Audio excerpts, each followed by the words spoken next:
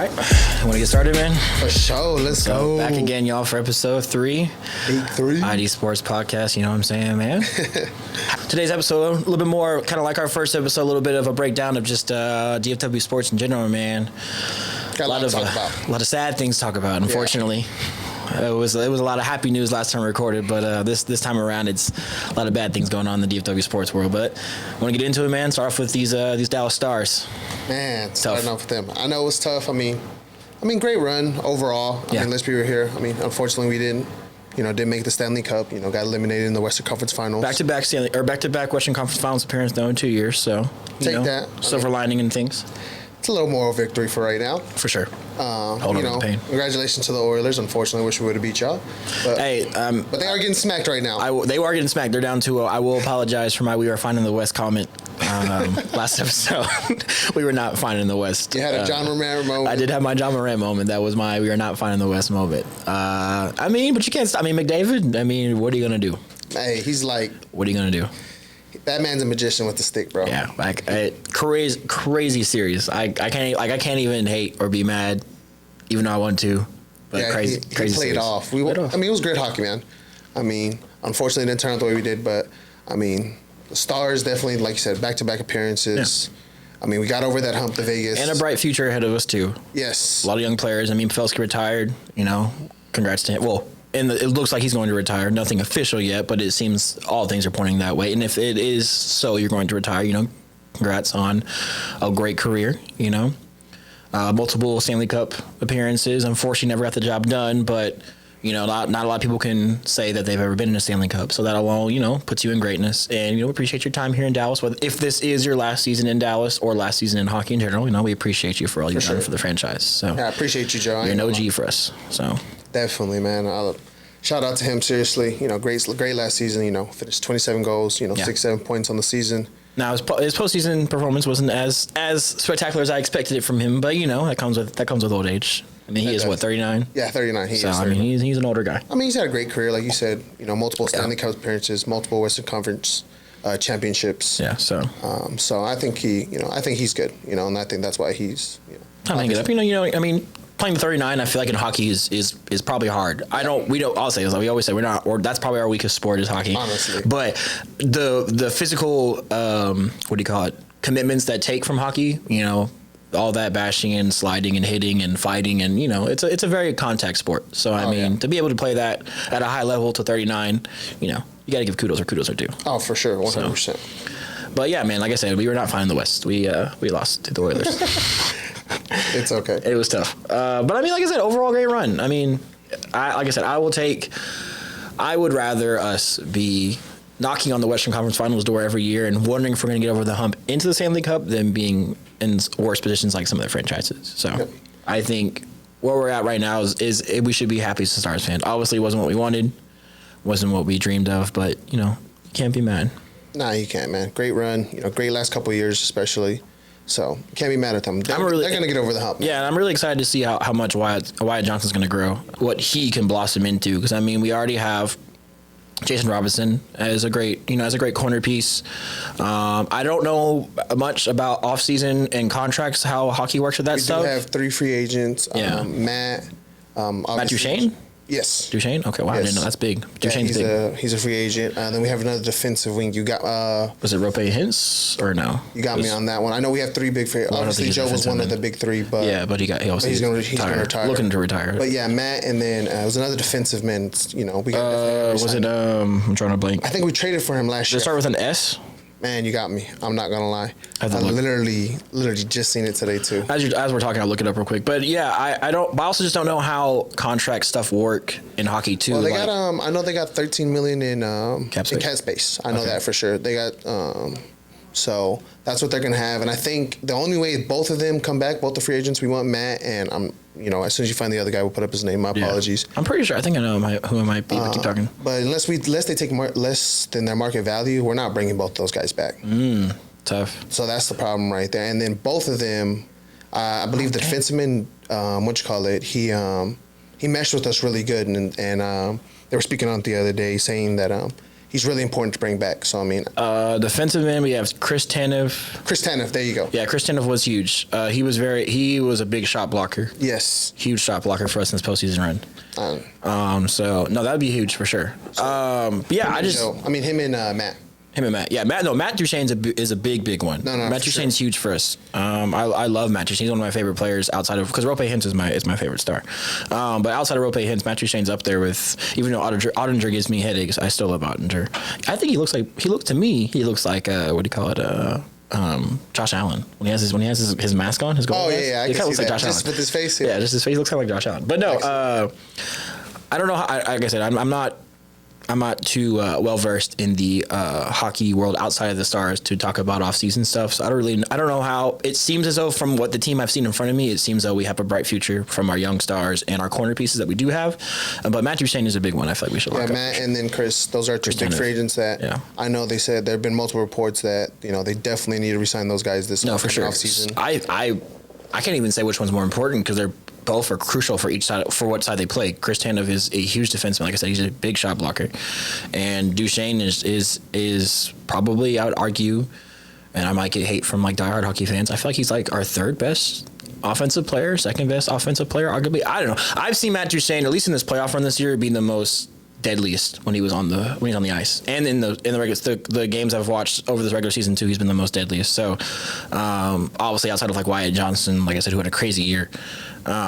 So I feel like they're both equally as important. I don't even know which one we need more. Nah, I mean they said that if they can't make it happen with the $13 million, which I don't think they're going to, that the Stars definitely have to make some moves to keep them both around, and that's a priority for management. Yeah, it has to be. Keep it around. No, it has to be. 100%. Oh no. If you want to make even a third chance, a third chance to get to the Stanley Cup, you have to, because I don't think the West is getting any easier, anyways. So. Oh no, David's only getting better, bro. I ain't gonna lie. Yeah, I just feel bad because America was really hoping the Stars would win, because it was the whole America versus Canada thing, because they're Edmonton, they're Canadian, so I know the little rivalry between Canadian and American hockey teams. So Stars let America down. But what'd you expect? We're a Dallas team. Like I said, I did call that in the last episode. I said, let me not hype up the Stars too much before they let me down. And they did let me down.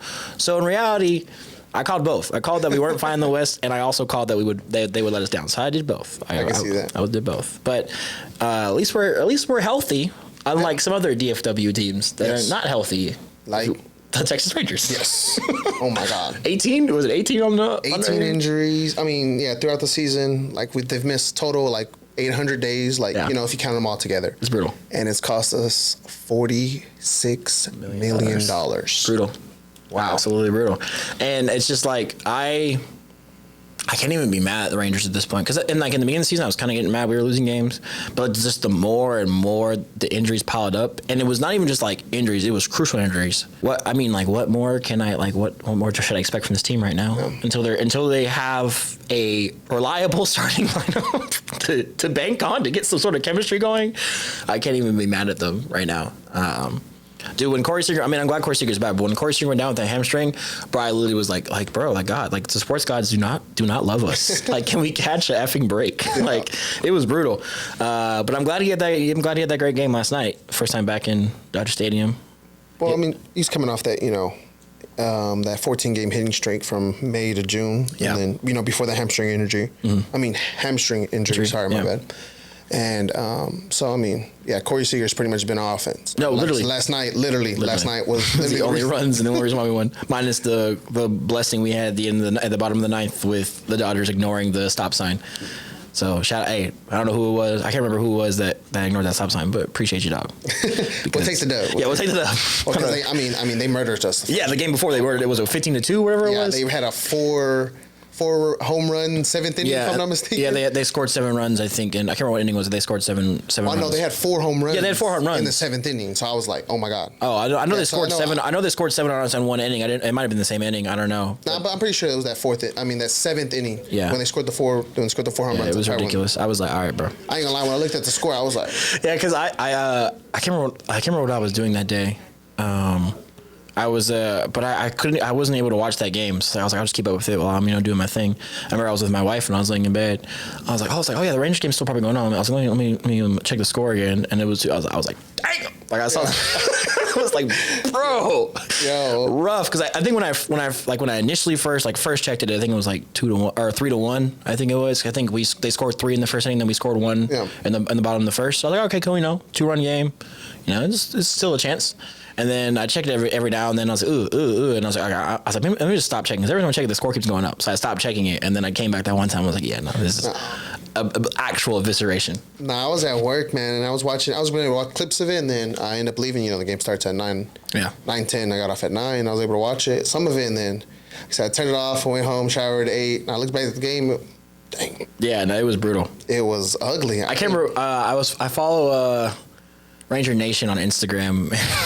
He posted the final. He always posts the final score of every game, and he posted, he's like, Rangers 2, Dodgers more than 2.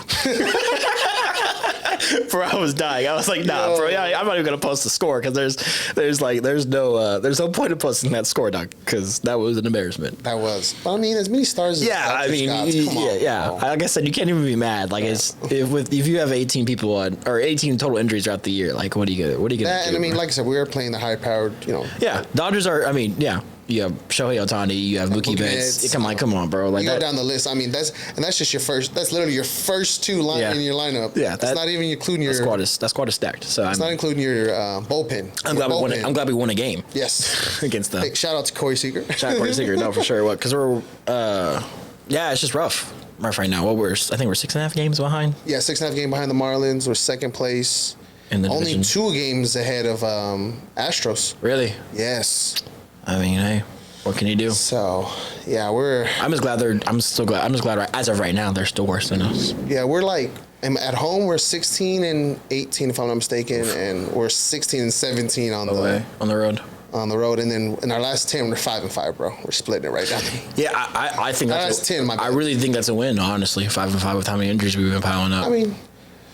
With our bullpen, yeah, we've had a lot of injuries in our lineup too, but I mean, our star players came. Marcus Semien, he took that hit. It was against, I think it was in San Fran. He took that 95 mile an hour hit to the head, brother, and then turned around next at bat and hit a dinger.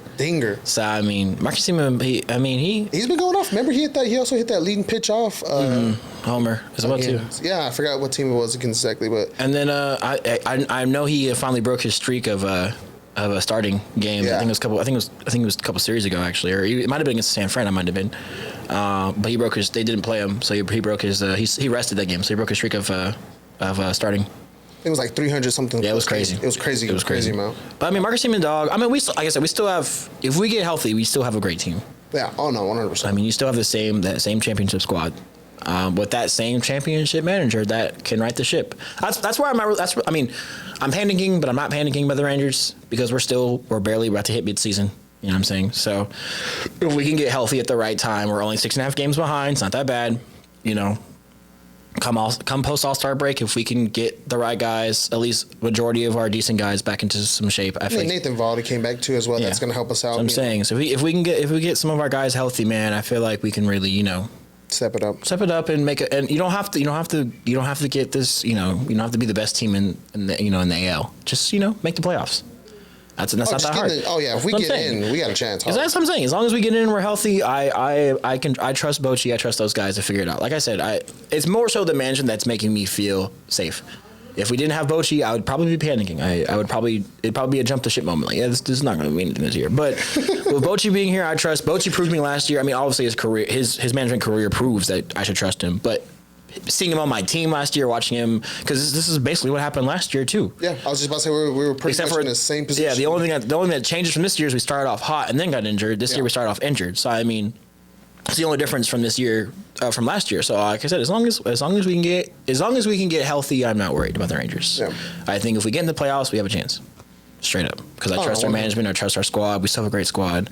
What's the update on Josh Young? I actually don't know the update on Josh Young. Is he? Josh Young? No, you got me on that one. I got an update for you on Max. Yeah, I know Max. I've seen the stuff about Max. Max has been up and down. That's been a roller coaster ride for his injuries, bro. He just gets healthy for a AAA game. I mean, one of those AAA game, and then dude, he gets right back on IR. He's on a 60-day IR, and I think again on the June 8th. Come on, brother. I know who's supposed to come back though. We're supposed to have a couple players come back in the next couple coming weeks. I think it's Smith is coming back. Okay, yeah. Smith was he's came in for Josh after Josh got hurt. He's actually been a really reliable bat. Yeah, not gonna lie. He's not amazing. He doesn't have a heat or anything, but he's been a reliable bat at times. The games I have been able to catch this year, because, bro, MLB, fix your streaming, bro. Let's get a handle on your streaming. I shouldn't have to have like 4 subscriptions to watch Ranger games, though. I don't even know what they're on. That's what I'm saying. I genuinely want to watch the Rangers, like physically watch them, not just my ESPN app and follow. Like, I want to physically watch the Rangers, but it's just so hard because I have to have 8,000 memberships to watch. Like the Fubo, like the day we watched the Astro games at my place, I had to get a free trial to Fubo because it was blacklisted on the actual MLB app. And I'm like, bro, how is the actual MLB app doesn't have the range? Yeah, it's crazy. You know what's crazy thing? The same thing. I have the same thing problem with the NBA app as well. Like, really? If they're streaming it on TV, they won't stream it on the app. That's wild. It's dumb. It's like, what's the point of having any of that? So yeah, sports, y'all need to get your media right. Especially MLB, bro. There shouldn't, like I said, it shouldn't. Yeah, you're right though, because I can't catch. I've only caught like one or a couple games on YouTube TV. Yeah, I have to go to like a streaming, like a legal streaming site to watch a Ranger game. Shout out to them. Shout out to them for sure. But they don't be all reliable. They be shutting down mid, or they be going. Really? Bro. I can tell you how many. I got your reliable source. See, he hooked me up. No, I'm telling you, because it'd be so hard to watch Ranger games, bro. I have to be subscribed to like 80,000 platforms. I got this streaming website. Yeah. You'll be good, bro. We'll watch every game. It might be like a little behind, like 30 seconds. Yeah, I don't care about being behind. 30 seconds a minute, but you can actually watch the game. You can watch every game. I've watched every. That's how I've been more involved with these sports. Yeah. I've been able to watch literally every single game. Yeah, because like I said, because the games I have watched, what do you call it? Smith has been a reliable bat. Yeah. So, like I said, hopefully we can. Hopefully we can just get healthy. We get healthy, get in the playoffs. Yeah. We'll be fine. I think with the experience we have, with the people we have, like you said, like the manager we have in Bochy, I think no matter what, as long as we're in, we're good. Yeah. And I agree. So, and I mean, like you said, it's not necessarily we have excuses, but there are reasons why we're in the position we're in. It's not like our starting lineup is just not performing. Yeah. Or our starting pitchers. Although for a little while it did feel that way too, though, because in the beginning, yes, there was a while our bats were really cold to start this year off. Yes. I ain't gonna lie. Yes, they have started off very, very slow. They did start off very, very slow, but I mean, like you said, when they start off injury, that messes up the chemistry. And also, too, they just got off winning a World Series. There is a hangover from that, for sure. No matter what sport you play, if you win the championship, there is a hangover next year.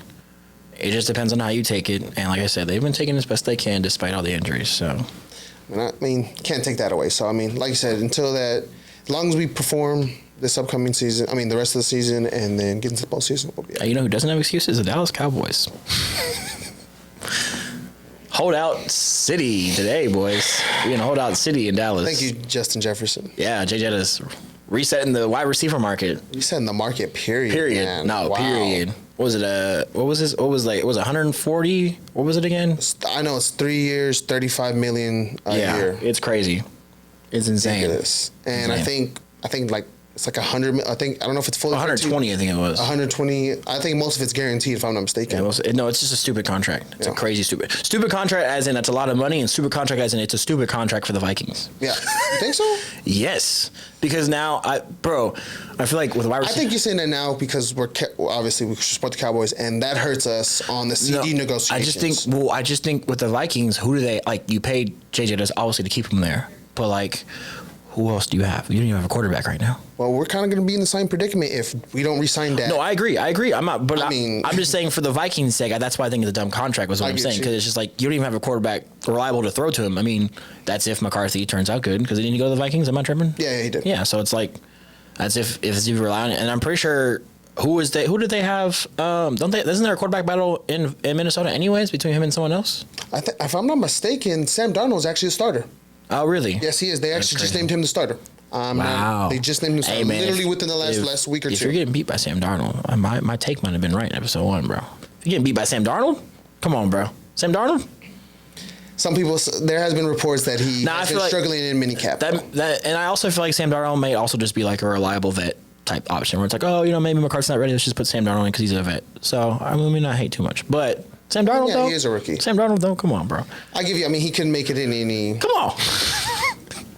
I give you, but I mean, like you said, there was early reports that he was struggling. Yeah. Throwing the ball. And I mean, like you said, I mean, maybe your take was right. He wasn't. That's transitioning over. He didn't throw the ball a lot in college, and now he's struggling throwing the ball in the NFL. Yeah, you gotta throw the rock in for this day and age because there's more and more abandoning that run in this current age of NFL. Oh, 100%. So you gotta be able to sling that. Kind of like the Cowboys.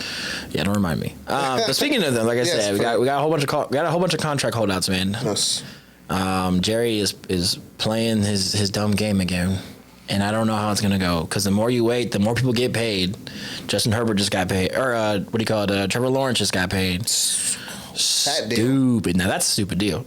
Thanks. I mean, yeah. Same numbers as Danny Dimes? Same numbers as Danny Dimes, that is. I ain't going to lie. But I mean, it's Jacksonville. Obviously, Trevor Lawrence is a better quarterback than Danny Dimes. But I'm just saying, bro. And what has Trevor Lawrence done for me? What has he done for me lately? Now I get it. Same thing can be said about Dak. What have you done for me lately? But at least Dak has more as of right now has more upside than Trevor Lawrence. He has more leverage. And more leverage too. But I mean, Trevor got it done. 5 years, $275 million. Yeah. $142 million at signing. Signing. I'm not gonna lie. Insane. That is robbery. Jerry needs to get it done. Because if not, all is doing. Well, you can at least appreciate Dak. Dak has been very open about I'm not pursuing the money. Let's be real here. You say that in public, but let's be real here. I get that. But I also have all the leverage. You can reset the quarterback market no matter what, despite not having the accolades to back it up. Let's be real here. I agree. He can reset the market $50-60 million a year. Yeah. Come on, dude.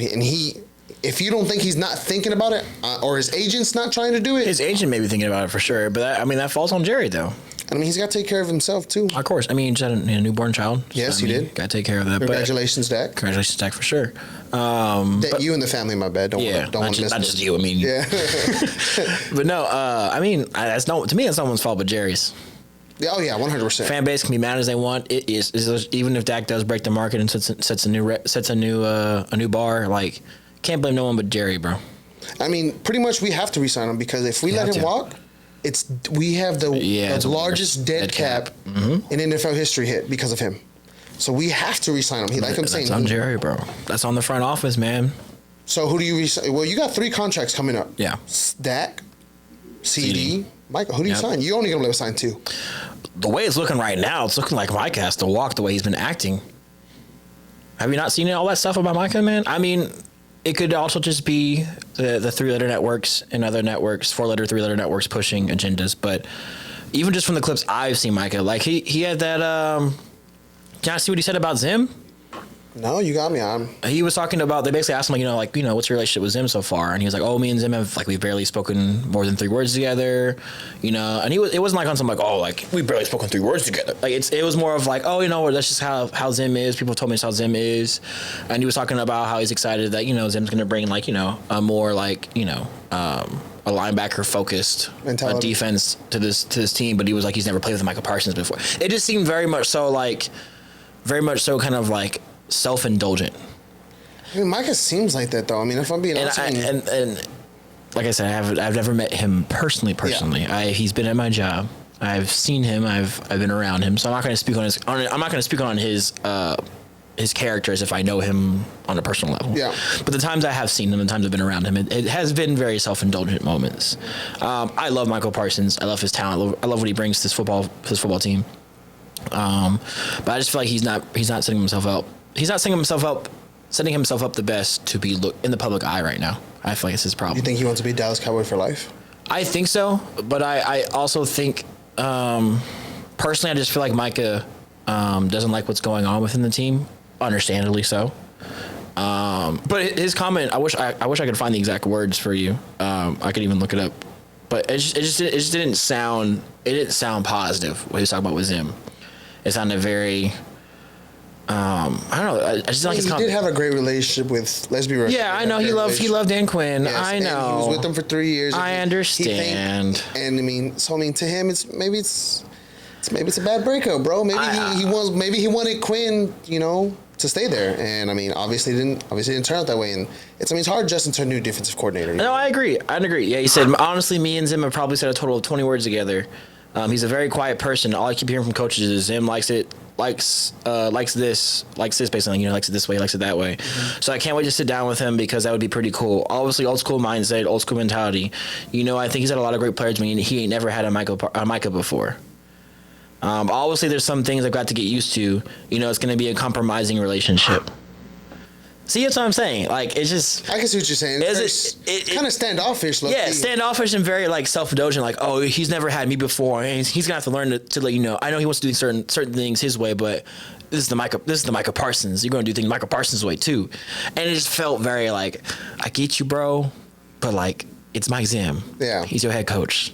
Listen to that dude. Listen to him. You know what I'm saying? I don't know. Like I said, it scares me. Because I've been off and on about Micah. I was I know every Cowboys fan was very emotional after the Green Bay Packers loss.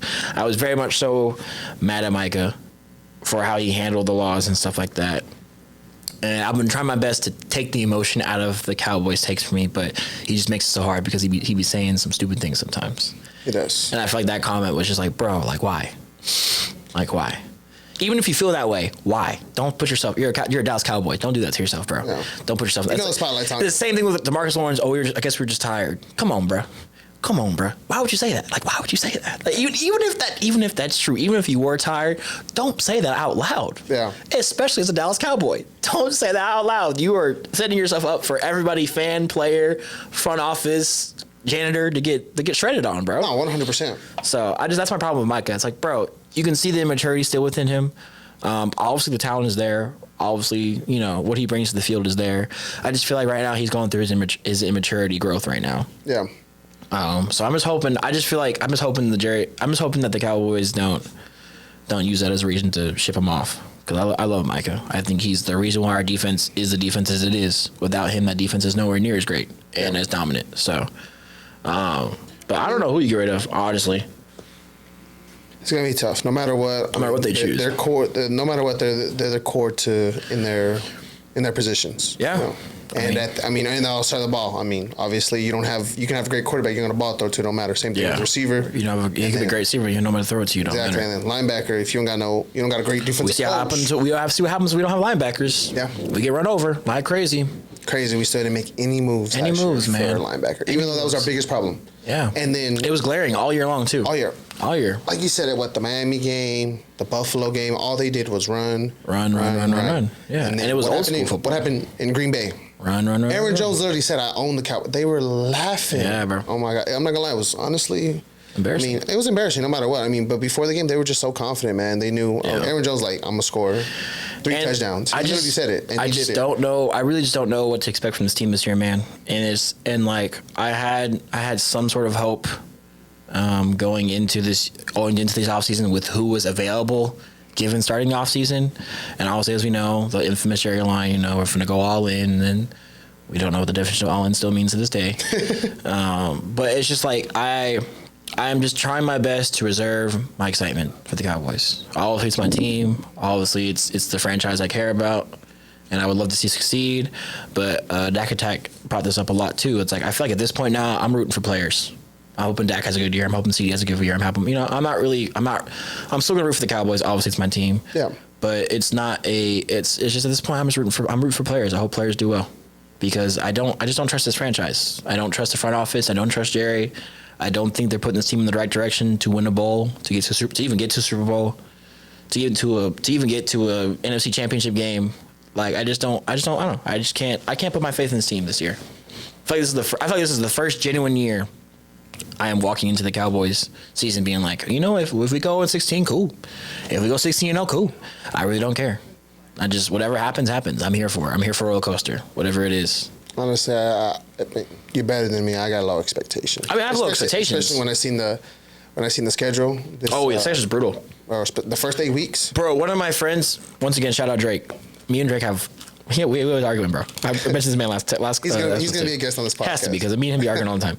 This man genuinely thinks we are winning 13 games. 13. He thinks the roof is 13 and the ceiling is 13 and the floor is 10. I don't. Maybe I am being emotional, and maybe I'm still haven't taken the emotions out of my takes. But I don't see that happening. I'm sorry. I think the ceiling is 10.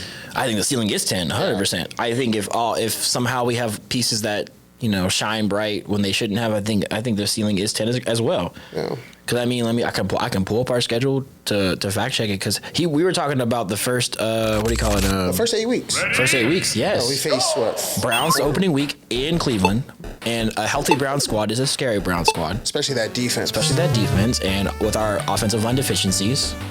A little scary for me. If I'm not mistaken, Myles Garrett will be against a rookie tackle. Yes, rookie tackle. Your first assignment. Welcome to the NFL. Your first assignment is Myles Garrett. Oh, reigning defensive player of the year. Yeah. And then after that, Saints, not that bad. It's at home. That's a winnable game. I think we win that game. Ravens at home, tough. That's gonna be tough. Giants away. That's dumb. Coin flip, but it's still a coin flip. It's a dub, but it's a coin flip. If the Cowboys, come on, bro, it's a coin flip. Bro, we're literally 12. I understand. I think we win that game. I'm not saying we lose the game. I think we win the game. I'm just saying it's a coin flip. It's a division game. You can't always be like, oh, dub. It's a division game. I get you. I've seen us lose division games against teams. They still got Danny Dimes at quarterback. Oh, we good. Steelers in Pittsburgh. That's tough because we're in Pittsburgh. I think if we're at home, I feel a bit better. Yeah. But in Pittsburgh, I know they're having a quarterback situation going on right now too. Yeah. But that's still a scary defense though. Oh, 100%. So I have to at least respect the defense. Offense, cool. Even if they are a trash offense, or a mid at best offense, I still have to respect their defense. That's another tough assignment for our tackle. Yes. And then the Lions at home. Obviously, the Lions are one of the new NFC kind of favorite teams. Obviously, gonna be tough. And then our fan favorites, the 49ers. And can we get a game in Dallas against the 49ers for once, please? Can we please get a game in Dallas with the 49ers? We're playing them again this year? Yes, in San Fran again. That's like the third time we've done that. Yes, in San Fran. Can we please get a game in Dallas, bro? That's nice. All I want is a game in my home against my biggest rival outside of the Eagles, please. Yeah. And then Falcons. I think it's a bye after the Niners. And then the Falcons, I'm not worried. If Kurt can get that offense going, the offense could be scary, so that could be a problem. And I'm not gonna lie, they do have a running back. They do have a running back, yeah. But I feel like we handle the Falcons. Low key. I think if we hold down the run game, we'll be good. Yeah. If they let the run game break that game, I'm not gonna lie, that one's over. Yeah, I think Falcons just depends on how they're doing so far. Yeah, I agree with that. If their offense is clicking, I think that's a little bit more of a tougher matchup. But I feel like we come out on top. And then it ends with Eagles Texans for the last of our gauntlet. Eagles at home. Yeah, Eagles at home, and then Texans at home. The two teams that probably made some of the biggest moves off season. Yes. All off season. And the Texans got even scarier with Stephon.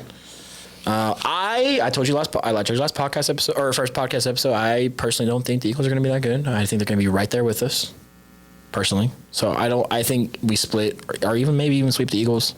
Who knows? I think we split them. I think that's one of those teams. I think that's a coin flip division rivalry. I feel like the sleeper dark horse team in the NFC is going to be the Commanders, bro. Just because for them, it's a chemistry thing. Everything new. It's new everything. Yeah, new quarterback, new ownership, new coordinator, new ownership. Everything's new. Coaching, ownership, quarterback, the whole nine. Yeah, and I just feel like, especially with Dan being there and wanting to always play there and having that passion, I just feel like that squad's gonna have a breakout year. Yeah. Now I'm not saying they're gonna be some sort of title contenders or anything, but I think in the NFC East with how questionable it is right now, who's going to be the top dog? Yeah. I really do think they're going to be a sleeper dart team, personally. The reason I say that is because, the Eagles' downfall was definitely terrible, but they bring back most of their offensive line. They spent a lot of money this offseason. That Kelsey thing is huge, man. I give you, and you're right. And it's not like he's a guard. He was their center. So centerpiece for sure. But they got two of the best tackles still, Lane Johnson and I can't say his last name. We still have corner pieces in our line too. I just feel like losing Kelsey is going to be a bigger effect than people really. We're going to underestimate how big that effect is because he is the center, and I feel like he's a Hall of Fame center. Yeah, you definitely can't just replace him. And I feel like you played offensive line, so you can correct me if I'm wrong. I really do feel like the center is the brain of the offensive line. 100%. If you can't, if the center is not great, then the offensive line by default is going to be lesser, no matter what you have on the outsides. Yeah, true. So I just feel like that's going to be a bigger effect than people really. I can see realize that 100%. And especially with the Eagles' offense still trying to figure themselves out next year under new coordinators, I feel like that can pose a problem. Because if your line is if the brain isn't, or if the heart and soul of your offensive line isn't that Hall of Fame caliber level, and you're trying to figure it out, and you're trying to figure out who's the next man to step up, depending on what happens, I feel like, if that next man can't step up, obviously he's not gonna be Jason Kelce. Obviously, whoever's next, not gonna be Jason Kelce. But if you can't step up to a par where, to at least get some sort of consistency, I feel like it's gonna bite them real quick. The only reason I sit there and say is because their core's together. They got everyone locked up. They don't got nobody's on a contract year. Nobody's worried about anything. Yeah. I mean, at least as far as on offense, big three: Jalen, AJ, Devontae. Yeah. They're locked up for the next 3-5 years together. Yeah, and I feel like And the reason I sit there and say that is because they got them. Yeah, you're right, their offensive line, but they got the two most important positions. They improved on their defense. And don't sit here and think I want to sit here and be talking about I know, I understand. I'm looking at it from a football fan. Trust me, I do not want to give them anything at all. If anything, I want to say they're the worst team in the NFL, but that would be me being lying, Yeah. But, I mean, that's just my similar facts. And I think Nick Sirianni, I think he's going to come back and adjust. And we're going to really see, I think this is really going to see if he's a good head coach. Yes. I agree. And that's why I sit there and think, and I mean, you don't get to the Super Bowl for no reason. Now, I'm not sitting there saying, he was the sole reason, but I mean, he played a big role. You're the head coach. You can't. I mean, I agree. Yeah, I'm not going to take away from him. That's why I sit there and say, you did get knocked out the first round. Again, your downfall was terrible last year, so this is your chance to redeem yourself, and I think they went out and made the moves to put themselves to do that. Yeah, no, they definitely did. I personally minus Kelce. What else can you really say they've lost or anything? Other than that, they've added. I agree. They've extended. They've went out and got. They've changed that secondary completely. They have drafted. They drafted well. They got their last two drafts have been A+. Yeah, their past two drafts have been really great. They've been hitting. Can't even hate. They're really great. So that's also the thing too. I mean, you got to look at, if we look at everything from a football standpoint. I just feel like defensively they'll be great, but offensively they won't be. That's how I feel. And I feel like that will cause them to be mediocre like we will be. That's what I think. I don't think they're going to be trash. I don't think they're going to be some if anything, some 2-15 type team. But I just think they'll be middle of the pack like us. Yeah. They'll win 8 or 9 games. Cool. Yeah. I think you're right, about the same. I give them 11, maybe 12.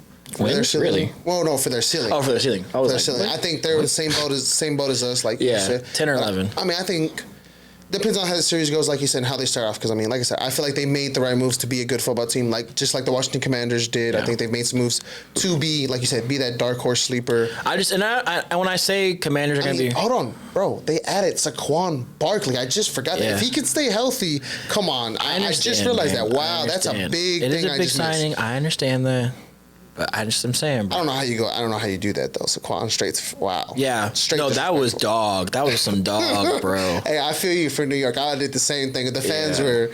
Bro, I don't blame them. I'd have been heated too. That was some dog mentality stuff, right? I mean, he fits right in with Philly mindset because that was some dog mentality, bro, to do that move. That was crazy work. As what do you call it? Shady would say that's crazy work. That is. No, I hate Shady. I don't like him. He was the main reason. I'm not gonna lie, I despise the Eagles. These last 2 years. God Lord. Talking about Jalen Hurts, Jalen Hurts, man, and talking madness. Mad trash about my boy Dak. Oh, he couldn't keep Dak. He mentioned Dak more than Jalen. Him and Joy Taylor, boy. They were a duo. Oh, yeah. She be talking. Oh, my gosh. Bro, Dak Attack has to be dead all the time on his talking about. He's like, he was joking around about how he's like, bro, did Dak turn you down or reject you, bro? Like, why do you hate this man so much? Had a baby, now you just mad. Yeah. Nah, bro. Yeah, Joy and Shady were crazy. Crazy work against Dak all year long. But like I said, when I say that I mean Commanders gonna be a dark horse team, I don't mean as if they finna win 13 games and be this elite force in the NFC. I just think they'll just benefit from us being mediocre this year. Yeah. I mean, obviously, I think Giants are not going to be anything to be sniffing at. No, so it's really just between us three. Yeah. Giants are going to be bottom of the barrel. Oh, for sure. If Giants get more than 4 wins next year, 4 or 5, yeah, I agree. 4 or 5, I'd be very, very surprised. I agree. Brian's probably going to be out of there. Brian, he's going to be done. And then I think that seems. And then I remember we were hanging out sometime. I didn't even notice that when Darren Waller retired too. Oh yeah. Yeah. That was crazy. I didn't expect that at all. I didn't expect him and Kelsey to get a divorce. That was wild.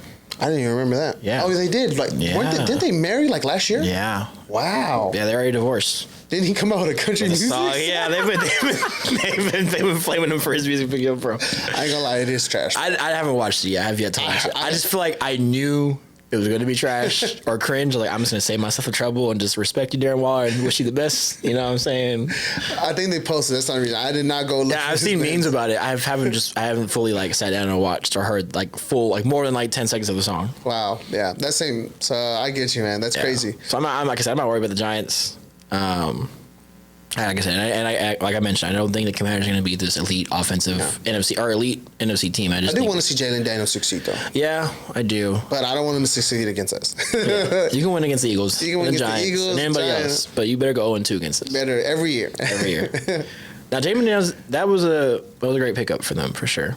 Oh no, I feel like they drafted really well too. Oh yeah, this year, yes. I kind of feel like. Well, I don't remember. I don't know how they drafted last year. I can't speak on them last year. I wasn't hating them for drafting, Jalen Carter. But no, they had a great draft this year. Though. They did, yeah. And I think that is someone who will translate well into the NFL. Yeah. Oh yeah. I think so. I think his game. I think he's a good hybrid of, like I said, Lamar and Mike. Because I think he can sling. I think he can throw the ball. That rock. Yeah, he can sling that rock for sure. But he also has that. He has the ability to break the pocket and be a two-way and extend the play. Yeah, yeah, I agree for sure. And you can just use his feet to extend the play in general and get some yards out of it. So, now like I said, I just feel like I said, Commanders are going to be they're going to be a decent squad this year. I can no longer jokingly, hate on them anymore. They're actually going to be a decent squad this year, and I feel like it's going to be, like I said, it's going to be like that year. What was it? What year was I? 2017. Whatever year it was, where the Commanders made the playoffs, they played the Bucks first round. Got me on that one. Because I remember because Chase Young, who was our quarterback at the time? I can't remember who the quarterback was at the time, but he had a crazy play with his legs, and Chase had that meme when Chase Young was like on his back and was like talking about his jersey. His last name was like he's him type thing. I can't remember. It might have been what's his face. Got me on that one. What was his name? Oh my god, Heineke. It might have been Heineke. I think he played for the. I don't know. Commanders. I think it was that was like his first starting year. Oh, okay. You're talking about the year he went to playoffs. Yeah, I thought you were talking about the playoff game who Chase Young was. Yeah, that's what I'm saying. I'm pretty sure it was Heineke. Chase Young started off with with Washington. I know. That's what I'm saying. Heineke played for Washington. Washington made the playoffs that year and played the Bucks. And he had this crazy play. Heineke had this crazy play with his legs, and then Chase Young was like, "Oh, look at my boy, he's him. This is like." Oh, because his name hit. Yeah. Bro, I'm tripping. I'm sitting there thinking you talking about Young made the play and was no, what you mean it's him? The last name is Young. No, he was talking about Heineke, he's him type thing. Yeah, that year. That's why I feel like it's that same year, because that was the year Dak went down. With the broken ankle. Mm-hmm. Okay. So I just feel like it's gonna be something similar to that. Where it's just Commanders they're runaway favorites because we're both just mediocre.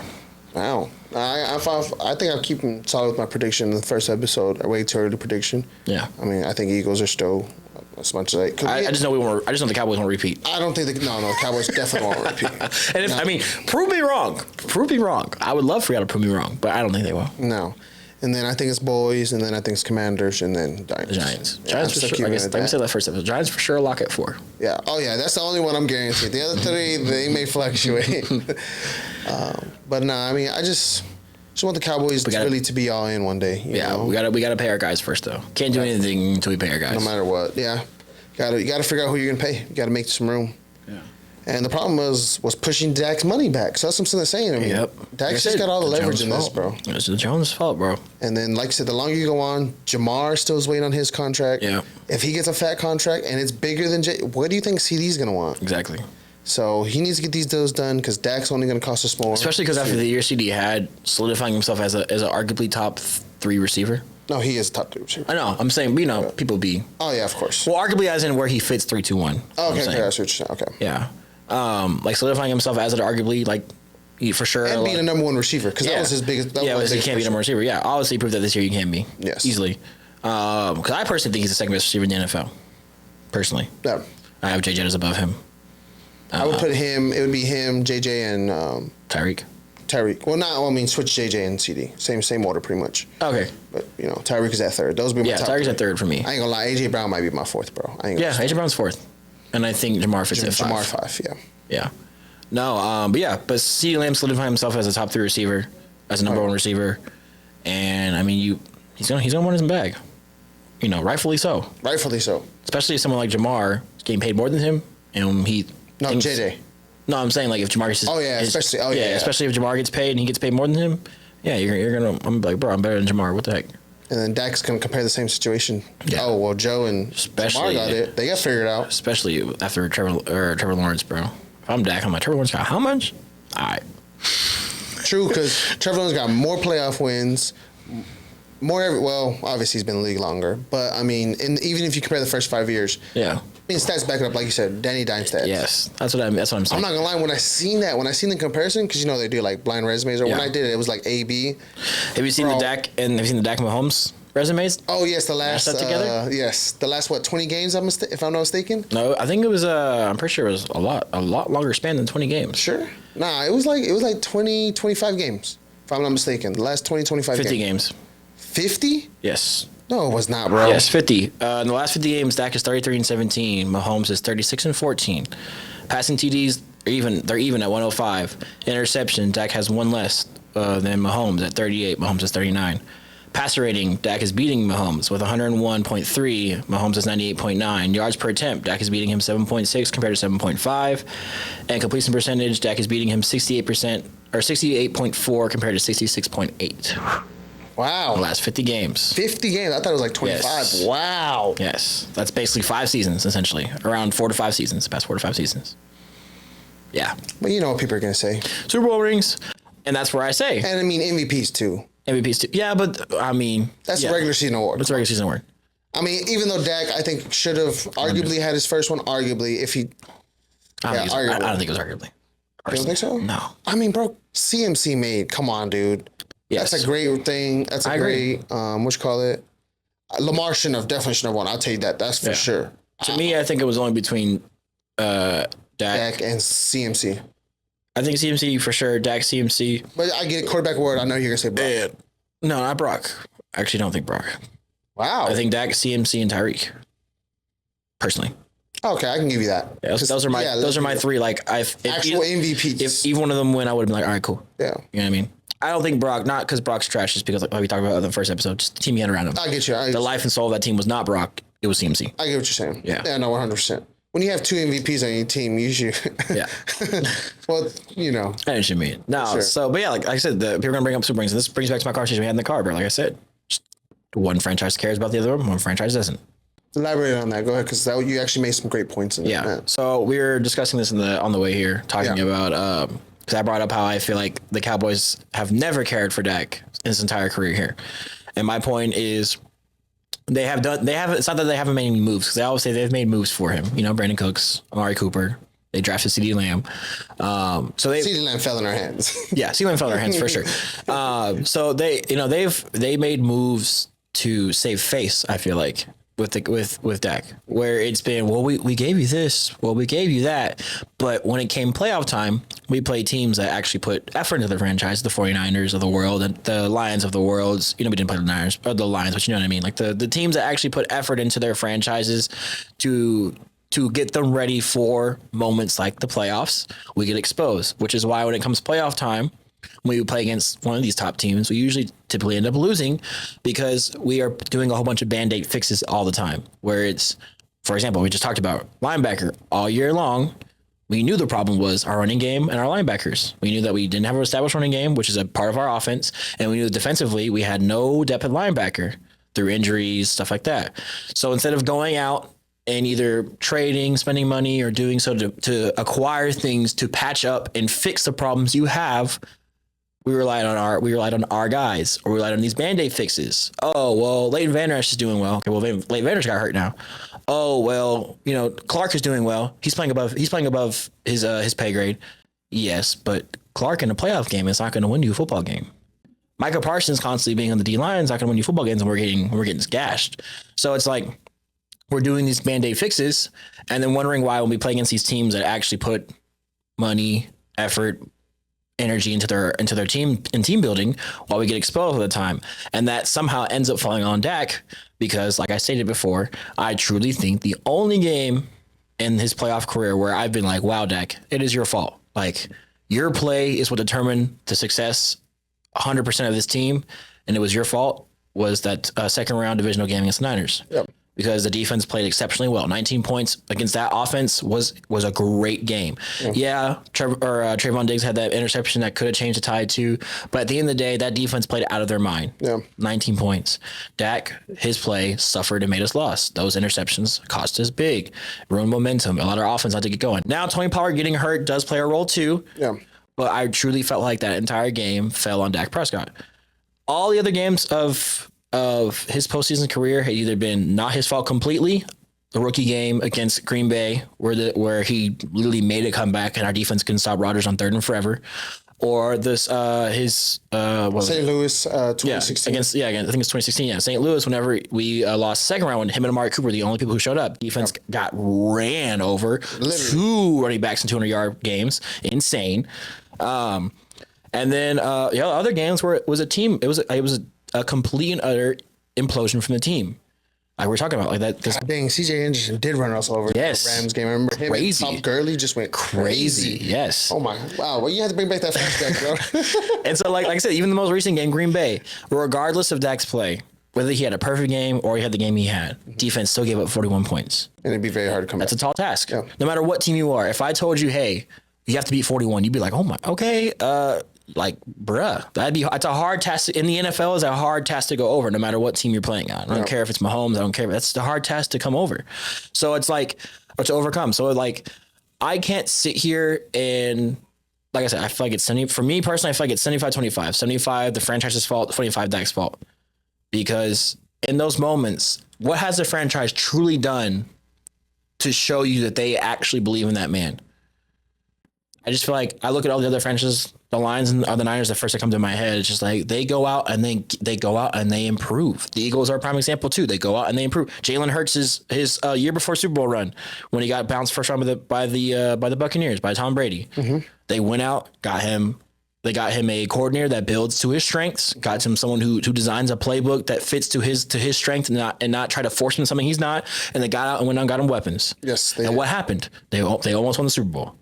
So it's like I can't sit here and put all my blame and put all the blame and put all the heat on Dak when it's like, bro, this franchise never really cared about him in the first place. So if you're set up to fail, I feel like Dak's done fantastic for what he's been given.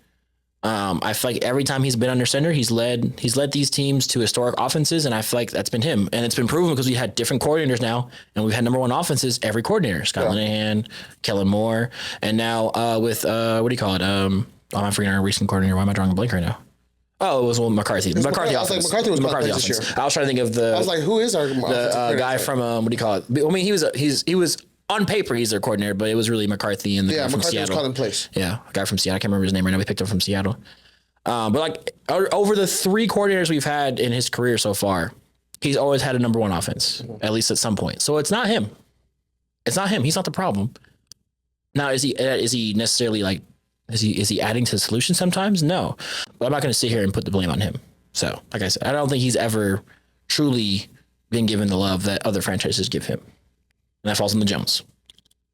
All right, and here's where I'll go to that. I don't think I 100% agree with you. I think it's 60-40 on a lot of it. I think it's 60% the franchise, so not as much. I think it's for me, as long as you believe it's more a franchise, I'm cool with it. Yeah, I was going to say, because I mean, I just think there are some moments where Dak just truly hasn't shown up. And it's not just about playing the football, I think. And yes, he's a great leader in media, sure. On, post-game interviews. Man, I can't ask for a better speaker. I can't ask for a better representative for the Dallas Cowboys. He's great at it, man. He's honorable. I respect him 100%. But, like, it's different being on the football field. I think at some point, like, I've seen Tom Brady get in, his teammates and tell him, like, you're missing up. I've seen Peyton Manning. I'm not saying, of course, he's not. I don't think he's on their levels. Yeah, obviously. I mean, those are all-time greats. All-time greats. Yeah. I hope he changes around. But, let's hope.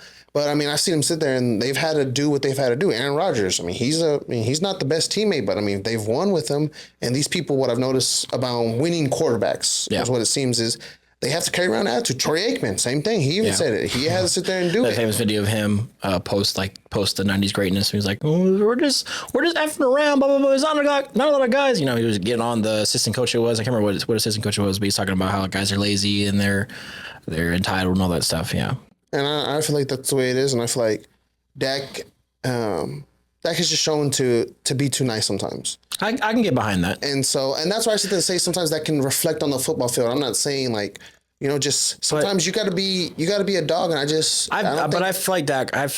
I can understand the sentiment behind that, but I feel like this year. I mean, you even said so yourself. He was way more on his dog energy this year. Oh yeah, this was his first time where like I felt he was post injury. That's why I think. Post injury, that he's shown that like I've seen the dog in him. I just feel like it's a different from what we expect. I feel like he's more of a silent killer than he is a very and maybe everybody prefers different. Yeah, he ain't no Des Bryant who's gonna be on the sideline. Oh, no. You know, yelling in your face, telling you to lock in type stuff. You know what I mean, or being a locker room disturbance. I feel like Dak's more of a silent killer and lead by example person. And that's cool, but I just think that at some point you gotta, you know, if that's not working, you're 8 years in league. You know, no. Yeah. This will be his ninth year. Ninth year, yeah. I was like 8-9 years for sure. Yeah, this will be his ninth. And I just think, you know, if it hadn't worked, you know, maybe switch it up, bro. I mean, Trayvon Diggs did it. I like that. When he did that, you know, in mini camp, I like that. That's how they always been though. Him and Dak. No, I love Trayvon Diggs. I ain't gonna lie. I love Trayvon. He a dog. That straight dog. Like we mentioned in the first podcast, that injury was just huge, bro. Oh yeah. For sure. I'm excited to see him back, and I hope the Cowboys can find it within them to find some way to keep Stephon. It's not looking like it. No, I mean, if I'm not mistaken, he's gonna be one of the next ones cut. If I'm not mistaken. Yeah. Oh well, he's not. He's a free agent. I mean. Oh, okay. Yeah, he's not with the Cowboys, technically speaking, right now. So it doesn't matter if we're gonna sign him back. He's a free agent. I think they're trying to wait to. I think he's trying to wait to see what he can actually get. Yeah. So it's really about if someone else gets him before we do, because he's a free agent right now. I would love, because I really do feel like the Trayvon and Stephon was working. Yeah. We got a small sample size. It was a game and a half. Unfortunately, not even a game and a half, because it was before. Wasn't Arizona week? No, game and a half. It was Arizona's third week. Third week. So two games. Two games. But I mean, I liked it. I just felt like it was. I feel like with Bland emerging as a hopefully, but if he can continue to being what he was last year, obviously he's not gonna have as much as interceptions as he's gonna have this past year. But if he can continue being a threat defensively, if you can have a 3-headed monster, it will cause a lot of problems. I think it allows, you know, hopefully, you know, if they bring him back, I think it allows Trayvon Diggs to come in and not have as much pressure to be that guy. To be that, exactly, right off the bat. And especially if you can get decent pressure from your line too. Mm-hmm. You don't have to have, I mean, obviously you want to have an elite line, but I feel like if you can have that 3-headed monster, I feel like as long as you have a decent front seven, if you have a decent front line defensive line that can get some pressure, it will cause quarterbacks to make a lot of misses and a lot of bad throws, which will lead to a lot more interceptions. That 3-headed monster. So. And then we've got a heavy hitter in Devontae Wilson. Donovan Wilson. My bad. Yeah. Donovan Wilson. Then we got Malik Hooker, and then because Hooker was a sneaky signing the year we got him 2 years ago. Yeah, it was a great signing for us. It was a great signing. Yeah. We got him because I think he was coming off a down year. I think we had low-key got him at a discount, if I'm not mistaken. We did get him for a discount. We got him from the Colts for a discount. He was coming off a bad year. That's why. Yes. He was coming off a bad year from the Colts. Yes. Yeah. I just like I said, I've almost borderline turned my brain off the Cowboys, bro. I just have to I had to take my Cowboy cleanse for a little bit. I feel that. I mean, end of the season, especially after the expectations we had, and then the way we lost it. The way our players were performing. I mean, CD. Yeah, like I said, that CD connection both having MVP candidate years. Offensive player of the year. For CD. For CD. But just the way he performed. And moment of the year too. He had the ESPN play mode. His 95-yard bomb to Dak. I was about to say that 90 when against Detroit. Yeah. Yeah, nice. That was a beautiful play. I ain't gonna lie, that was bad. I was like, I thought it was going southern. Doom. No, facts. When Dak dodged that sack, I was like, when the defender first time, I was like, oh my gosh. I was like, bro, in the end zone. Then he got rid of the sack. He got off sack. I was like, okay, bet, cool. At least he'll probably just throw it away. He avoided the sack. Great job. And then he launched that hoe, and I was like, ooh. Crazy. He lost it on the run, too. Yeah. That was a dot. That was a dot. That was a dot in the run. But that's where he excels at, though. He excels on the run. On the run. Yeah, that's where he does his most damage, honestly. Yeah, on that run. Mm-hmm. Yeah. But that was a dot, bro. That play is like, that's going to be in my top 5 like favorite Cowboy plays all time. Oh yeah, 100%. That's a great play. It's crazy. Him and Amari have had moments like that. Yeah, dude, that Eagles game, Amari's first year. Oh, that 200. I think he had 200. Yeah, that and the game when he had the OT game winner too. Oh yeah. Yeah, bro, that game him and Dak were cooking, bro. I ain't gonna lie, we got blessed on that last touchdown, bro. Shed a tear for Amari, bro, because what could have been, or could have been. I wish we would have had them, Amari and CD for one more year together. Yeah, that was a good duo. I feel like that would have been. That was a nasty duo. That was crazy. I feel like we wouldn't have had to go get Cooks. We wouldn't have had to go do nothing. We probably still could have got Cooks. Being too greedy at that point. But Amari and CD would have been nice. It was a nasty duo. But I mean, Amari's doing good things with the Browns. Yeah. So. With what he can, because he has 8 quarterbacks a year in Cleveland. Yeah, thanks. So I mean, happy for him. I'm glad he's still being productive where he goes. Yeah. Always a Cowboy to me. I love Cooper. I mean, came here. He literally saved our offense. He saved our offense. Yeah. Saved our offense, dude. I remember the Titan game when he first played. He had his first touchdown was that nasty, what do you call it, the nasty in route. I was just like, feels good to have someone to throw to for once. Bro, I ain't gonna lie, his route running, nasty. He's an elite. Top 3 route runner. Yeah, elite. Route runner, not necessarily. No, he's elite, bro. He's elite. Nah, he's cold. So, I ain't gonna lie. But nah, bro. Like I said, the Cowboys, I have no expectations this year. I'm just rocking with whatever it goes. If we trash, cool. I was expecting it. I was expecting us to be bad. There's nothing that proved that they're going to be good. But if they're good, I mean, I love to be wrong. Please prove me wrong. I would love to be wrong, but I just look into this year. Like I said, root for players, man. Root for players. Hope Dak and CD get paid. Hope they have good years. Hope Zach Martin has a good potential last year. That's what it's looking like. Dude, when Zach Martin leaves, it's going to be sad. I ain't going to lie. That one I might. I ain't going to lie. It really hurt me to see Tyron Smith and yeah, that hurt. I ain't gonna lie. That hurt. You don't look good there, Tyron. I'm no offense. You look green. Especially green. Green just don't fit you, big dog. You need to come back to the Cowboy blue. Yeah, man, it fits you a lot better. Nah, we know it wasn't his fault. Let's be real here. For sure. We know it wasn't. Come on, bro. You don't let go of a Hall of Fame tackle that's still producing at a high level. That's still top 3 in his position. Come on, brother. You don't let him walk. That's dumb. I'm not gonna lie. That. Come on. All in? Nah, that was opposite. Yeah, that was. I'm not gonna lie. That was literally. I remember explaining to you. I don't know if it was on the podcast. It was the first episode of the podcast we talked about it. I literally said that that should be our first priority. Yeah. If I'm not mistaken. I mean, to me, left tackle is very important. Like you said, play at offensive line. Center and left tackle. Those 2 positions. You worry about. Guard. We can fit in guards. You know what I'm saying? Yeah. But that center, left tackle. Those got to be lockdown positions. I agree. And tough, so that hurt, man. But hopefully, we drafted, his potential replacement. We'll see. Yeah. Low expectations though. Game 4. Dallas Mavs. Rough. I was like, hold on, wait. Switched it up on me. Rough. We was hyping it. Rough. Man. Rough. I can't even get in. I can get in. Trust me, I can get into it. Down 3-0. What's your thoughts? You go first, bro. Honestly, man, I'm speechless, bro. I would love to sit there and tell you 10 things about it, but I just didn't expect us to be in this position. I really didn't. I just thought with the way Luka was playing, the way Kyrie, just the energy we had, and, us fighting through adversity the first 2 rounds. 3 rounds, honestly. 3 rounds, yes, you're right, 100%. That's that Wolves. Well, we went up 3 on the Wolves. But those first 2 games in Minnesota, man, they were tough. But come on, bro. They were down to all of those games minus game 4 and 5 were down to the wire. I'm not saying the same, but we 4-1 them. Yes, but that was I feel like in terms of adversity, that's like number 2. And they were number 1 defense. I'll give you that. Yeah. But that especially that game 2, we were down, I think at one point by 18, if I'm not mistaken. Yeah. And came back and won. That Luka buzzer beater is a core memory for us in my life. Oh no, I'm gonna remember that. That's top 5 sports moment. Memory. I was at work and KK be hoeing me sometimes at work because I'd be missing these crucial Mavs games.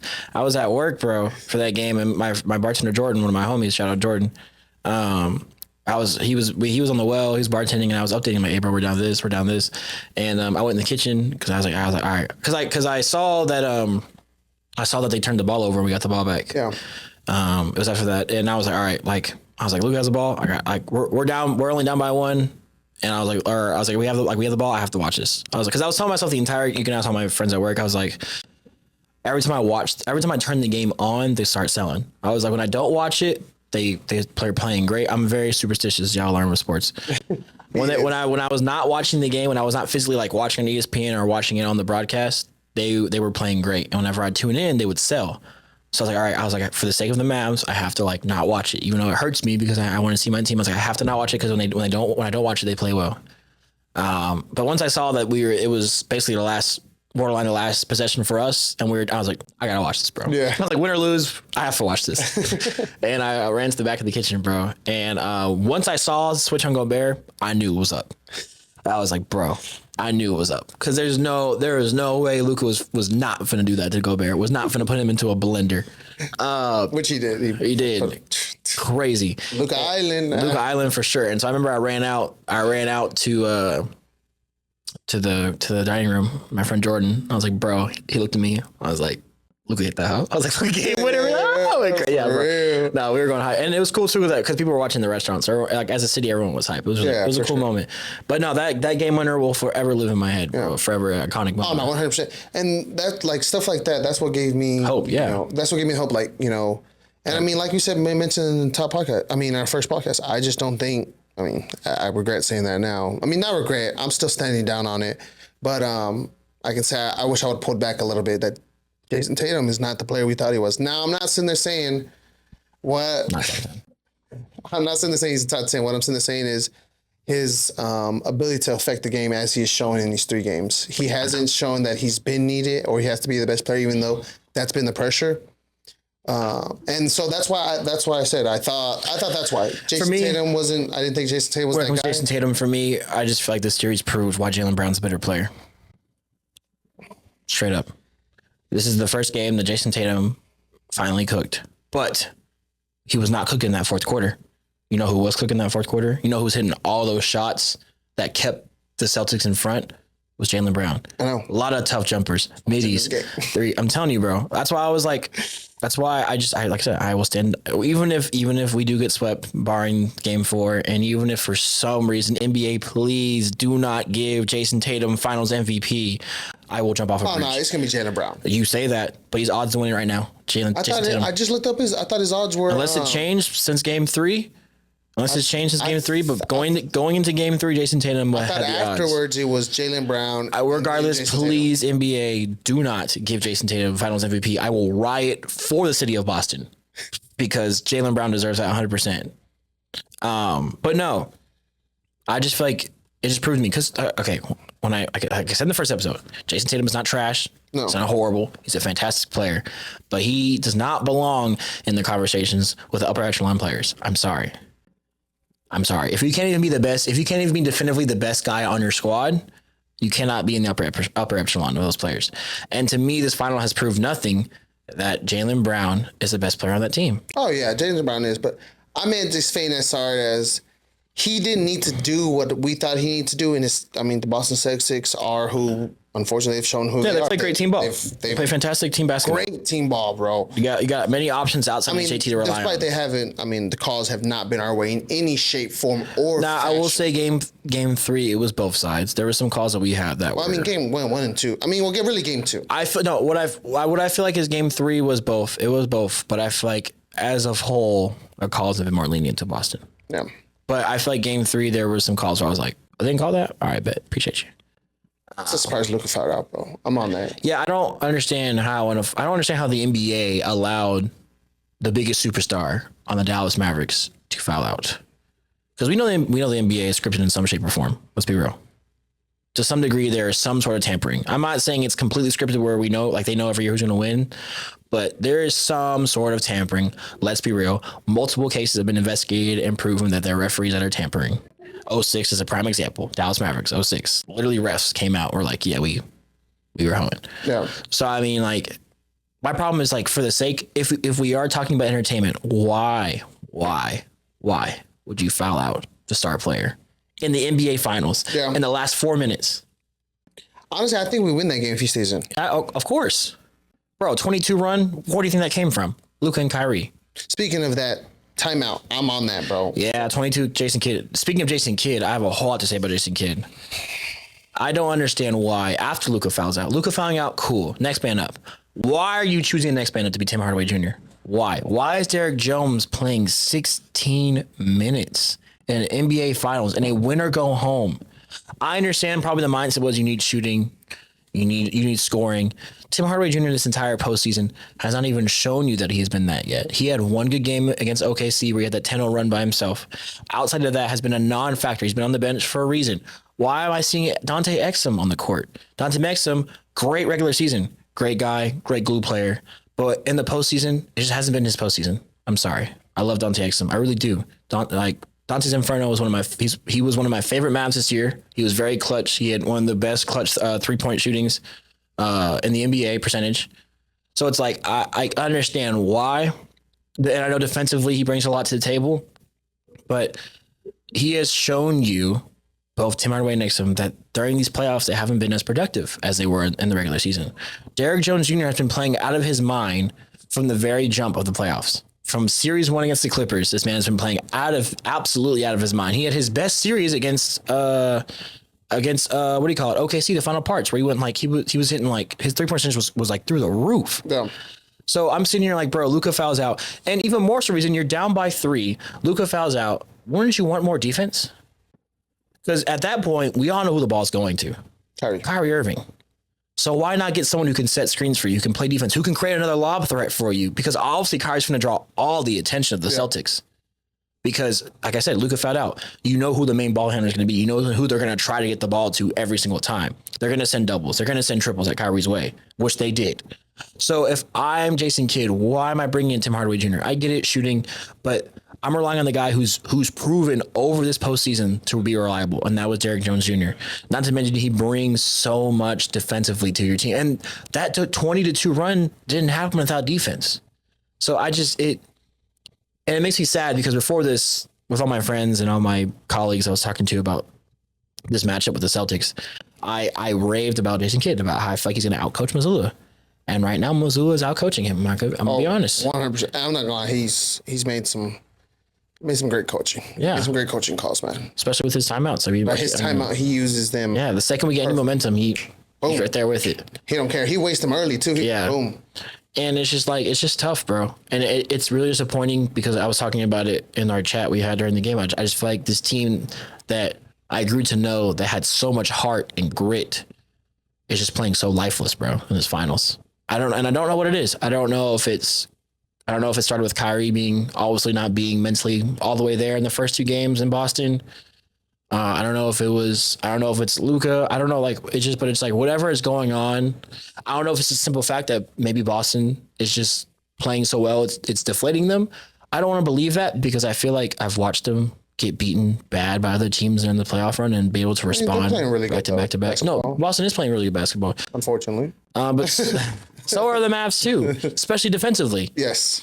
That Boston hasn't broken more than 107 points. If I would have went to the series and been like, hey, bro, through the first 3 games, Boston's not going to score more than 107. I've been like, bro, we finna be up 3-0? Yeah. What? So. I mean, the average, 120? 120 in the regular season, yeah. So it's like, if you're holding this historic offense to barely 100 points, you should be winning those games. And that's why I feel, here comes the delusion.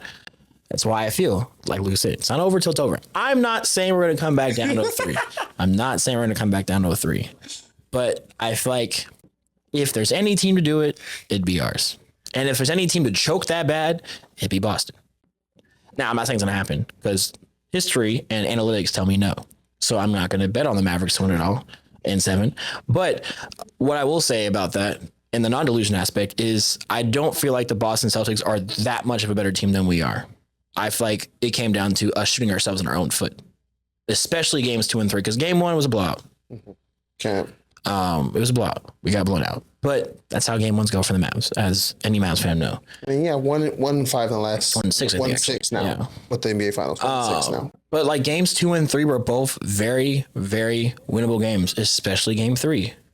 I thought when we cut down to 3, I was like, bro, we're actually gonna win this game. Yeah. I had like full 100% confidence and faith. Even when Luka fouled out, I still had full confidence and faith until I saw Tim Hardaway Jr. in the court. Then I was like, never mind. But Yeah. You'd rather see Hardy, I'm assuming, right? Yeah. In that moment, I'd rather see Derrick Jones Jr. Oh, okay. In that moment, Derrick Jones Jr. for sure. I feel like he brings everything you need. He's not. Oh, I think he's a more reliable shooter than THJ. Okay. At least in this, not historically or career wise, but in this postseason run, yes, he's a more reliable shooter. Like I said, lob threat. Because like my thing is like, if you're thinking shooting, you don't need to think shooting in that moment. You're down by 3. You just cut it from 21. Yeah, from 24. I think it was 24. 24. You drop it from 24 to down by 3. You don't need threes. You just need points. Yeah. Points and stops. I don't care if you get 2s for the rest of the game as long as you get stops. So I'm not so worried about the 3-point shooting. And I do feel like Jason Kidd gets really trigger happy with that 3-point shooting. The team as a whole gets trigger happy with that 3-point shooting. So I'm just disappointed in coaching. A little disappointed in Kyrie, especially for games 1 and 2. I thought Kyrie would be a lot more locked in. And I thought this would be a really big moment for him revenge tour wise. There's still basketball left to play. Who knows? But as it stands right now, it's looking like a 4 or 5 series. It's just disappointing though. I want one. I'll take a gentleman sweep. I want one. I would love to push it. Obviously, dream. Let's be real. Dreams go to 7. Of course. I'd rather sweat it out in 7. 100%. Let's be real here. If it meant heart attacks for the next week and a half, for sure. I'll take it. If it meant the championship. But reality, man, it's looking like a 4 or 5, and it's just Boston's playing that well. Like you said, simply, it's just small things. I mean, they're close games, minus game 1. Yeah, game games, 1. And so, I mean, that comes down to coaching, like you said. I think, with Boston's timeouts, using them at the perfect timing, Jason Kidd calling timeout at the wrong time. And just his rotations have been really suspect this series. Yes, so he has done some crazy combinations. And I don't know when or why, if it's a panic move he had, but he's been solid. Ever since the Clippers series, he's been solid. Because I feel like the Clippers series was the last time I was like, what are you doing? Like game 4 against the Clippers when we came back down 31, and I had to watch James Harden have 6 uncontested floaters to the basket. And I'm like, why is Maxi Kleber doing? Yeah. Bringing Derek Lively, bringing Daniel Gafford. What are you doing? Besides like that, he's been solid every single game, every single series. He outcoached Ty Lue. He outcoached the coach of the year in OKC. He outcoached number 1 defense in Minnesota. So I was like, what changed? What philosophy changed for you, Doc? Why are you trying these weird lineups, rotations? Why am I seeing more Exum and Tim Hardaway Jr. than I've ever seen in my life in this postseason? And it was deflating and sad, bro, because I really thought that this team was going to do it. But like Lucas said, it's not over till it's over. But it looks like it's over. But it's not over till it's over.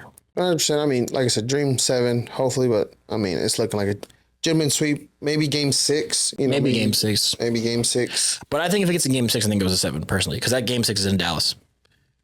And you're really telling me game 6. At first, I thought it was going to go first 2 to Boston, then the 2 to us. Boston was going to win game 5. We're going to win game 6, and we're going to win game 7, and then Boston. But I'm not going to sit there and say when I say this, I was going to be like, okay. Nah, bro, I'm telling you right now. Like I said in the car, if this goes to 7, we're winning the game. We're winning the series. If it goes to 7, we're winning the series. Boston does not want it to go to 7. Obviously, just because you don't want to go to 7. But if I'm the Boston Celtics and this somehow ends up in 7, bro, all the momentum. I don't care if each game was down to the last second and the Mavericks came out and won, or if each game was a 30-point. I don't care how they won it. If it gets to 7, all the momentum and all the pressure is on Boston. Dallas is playing with house money. No. Because, bro, we're down 3-0. Even if we lose, it's still, I mean, obviously you want to win. But, like, you can, I can still talk smack. You blew a 3-0 lead. You didn't. Hey, well, like you said, any team's gonna do it, it's gonna be them. LeBron did break their streak of 2-0 lead and them always winning the World Series. Yeah. World Series. And then winning the NBA Finals. Him and Kyrie also were the ones to come back down 3-1. So yeah, Kyrie's been in the situation before, quotations, because 3-0 is different from 3-1. Yeah. That's one game. But I think if Dallas somehow wins 2, Boston fans should be scared. I'll be honest. If Dallas wins 2 games, 1 game, nah, you can chill. But if they mess around and win 2 games, you can expect Luka and Kyrie to smell blood in the water. Yeah. And they will feast. I'm saying. Don't let Dallas win 2. I don't think Dallas will win 2. I think they'll win max 1. But if Dallas wins 2, if it's pushed to game 6 in Dallas, be afraid. Straight up. That's all I'm gonna say. I hope so, man. We've also been proving, like, on our road record and home record. I think we're 7-5 now at home. Yeah. And we're not too much better on the road either. We're about split there. Yeah. So. I mean, we typically split. We always split away the first two series. And then we've won game fives. We won game fives, all of our game fives. So on the road, we have a way better record. We're what? We're 5-3 on the road. Okay, I thought it was opposite. Because we split with the Clippers, we split with the Thunder in the first 2 games, so that's 2-2, and then we won all our game fives, so that's 3, so 5-2. Nice. 5-2 actually. But I mean, it's home where we struggled. I hope it goes so. So hope we get one, and then let's feed there. But I mean, we'll see, man. Because you got to think about it. If we win one, obviously win in Dallas. But if we go to Boston. That's what I'm saying. That's where the momentum swaps. Yeah. Because if you win one in Dallas, cool. You're at your home. You gotta win one. Yeah. You have to win one. You gotta start winning one. You gotta win one. But I'm just saying that's what I'm saying. That's why I feel like if Dallas wins, if Dallas wins 2, Boston should be afraid. I don't think it's gonna happen. I think Dallas will probably win one. I can see them. I feel like the NBA will allow them to win one at home just for revenue to keep because no one's watching this finals right now. Yeah. Bro, I'm not gonna lie. I've seen so many comments like worst final in 15 years. It's like, yeah. I don't think that's the case. I don't think that's the case. But the games besides game 1, they've been close. Yeah. Especially this game. This game was because, bro, if the Mavs did win this game, this would have been one of the best final games of all time. Yeah. Down 21 with 8 minutes left, or 22 with 8 minutes left, 24, and you come back and win. That would have been one of the greatest finals games of all time. Yeah. No, 100%. So people who are saying that are just haters. They're probably Boston fans or mad Clippers, Wolves, and OKC fans. That could be too. Or mad Heat, Pacers, and Cleveland fans. So, yeah, I don't think it's a boring finals. I mean, it's a boring finals for me because I have to watch my team lose every week. So, yeah. But it's not a boring finals. I think it's pretty interesting. Like I said, besides the first game, that was it. I mean, the other. And even the first game was still competitive for a little bit. I mean, first 2 quarters, 3 quarters, quarter and a half. Quarter and a half. Give me something, bro. But yeah, no, I just don't.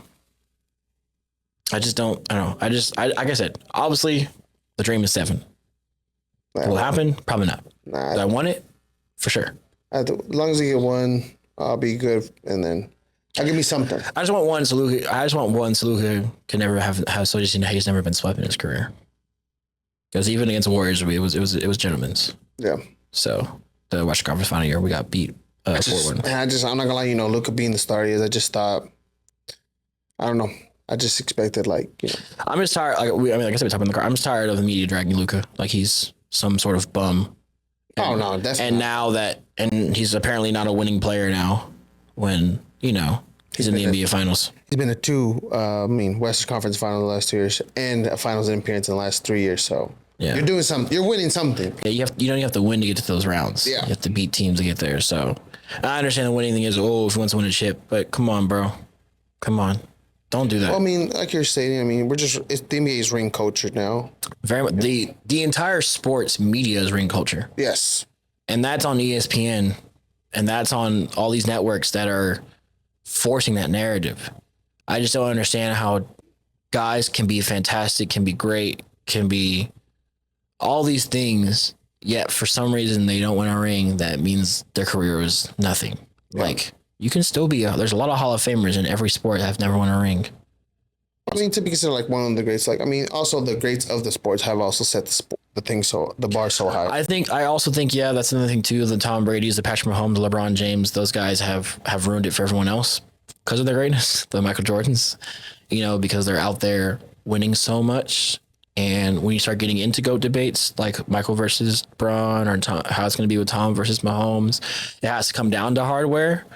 So now everyone's using that as a measuring stick. I just think it's stupid now because it muddies the water for people that are still great but don't have rings. So it just makes you be like, oh, if you don't have a ring, your career is useless. No, you can be a Hall of Famer and not have a ring in your respective sport. Allen Iverson, one of the greatest of all time, no ring. Does that ring make him lesser? Does that make him not a Hall of Famer? No. It just means he never won a ring. Yeah. So I think Dak Attack put it best in the most recent video I watched. He said that your ring elevates your career. It doesn't define your career. So you can the things you do in your career is what define you. Getting a ring is more or less a bonus. It elevates you to another status. It doesn't lock you away from ever being great. Yeah. So I don't know. It's just frustrating. It's real frustrating, man. And this ring culture is very toxic towards the sport. I just think that we just don't appreciate the actual greatness in front of us because of rings, rings, or just simply accolades. Yeah. We've seen some great, just general great athletes, and I mean, like you said, all-time greats, and so it's nice to see them. But yeah, the ring culture does hold back the sport because people just look at that instead of where they're body of work. Yes, like it takes. I mean, if you really sit here and watch what professional athletes do day in and day out, week in and week out, year in year out, like that's great what they're doing, man. Yeah. There's not many people that are in position to do what they do. And so if you can exceed that, I mean, bro. And you also have to realize these people are actual human beings. Yeah, too. They're obviously entertainers. We love the entertainment they bring to our lives by how they compete and everything. But at the end of the day, they're humans that do the same thing you do every day. They're just under a spotlight. Like they wake up, brush their teeth, shower, plan their meals, eat their meals, plan hangouts with friends and family, go on trips. They do all the things we do as people. Their job requires them to be under a spotlight all the time. And so like I said, it gets real frustrating. And, I've been a victim of it too, especially when I get in my big hate moments with certain players and certain teams. But, at the end of the day, like these guys are human beings, I don't like the Eagles, but if an Eagle player came to my job, I'm not going to treat them like trash. They're still a human being. I'm still going to be like, what's up, bro? So it's just like, it's frustrating. So, and the media is a big problem with that, with creating these insane, crazy, dumb narratives and just feeding this toxic culture for sports. So, I mean, kudos to those guys. That's why I personally feel like Dak's my favorite player, bro, because that man goes through a lot of media flack. I just feel like there's not many people on earth that can handle the job he handles with the same, especially what he's gone through in his life, losing his brother, suicide, losing his mom, like all those things he's had to overcome as a person, like, and then be the literal quarterback for the Dallas effing Cowboys. The biggest franchise in sports in the world. Sports, literally. So it's like, you have to remember these guys are human, and that's like, and like stuff like that is insane and takes so much mental strength, takes so 100%. Much mental fortitude to go out every day. And then not only survive the outlash and the crazy things, but like to go back to work.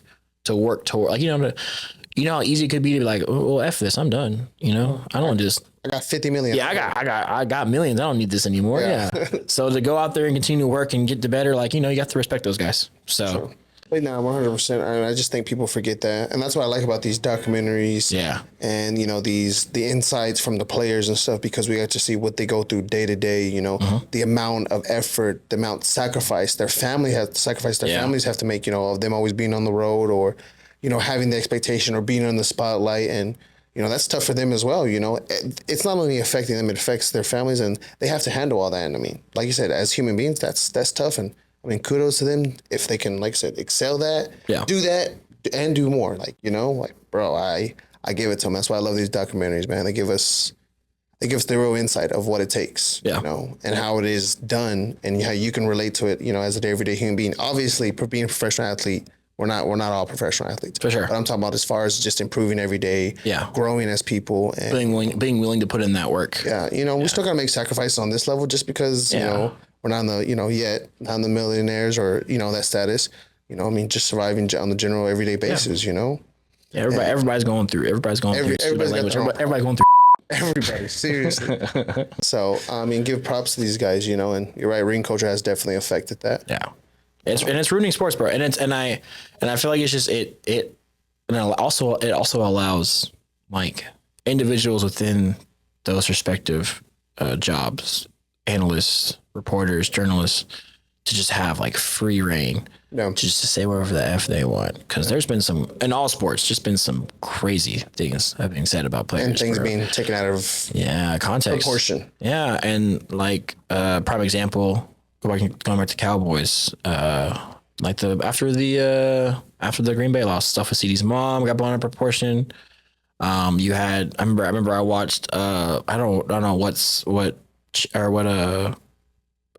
you call it? What show it's on, but there was one analyst that was talking about how he thinks the reason why the Cowboys will lose this past year was because Dak had a baby and it's going to be a distraction. And it's like, bro, what?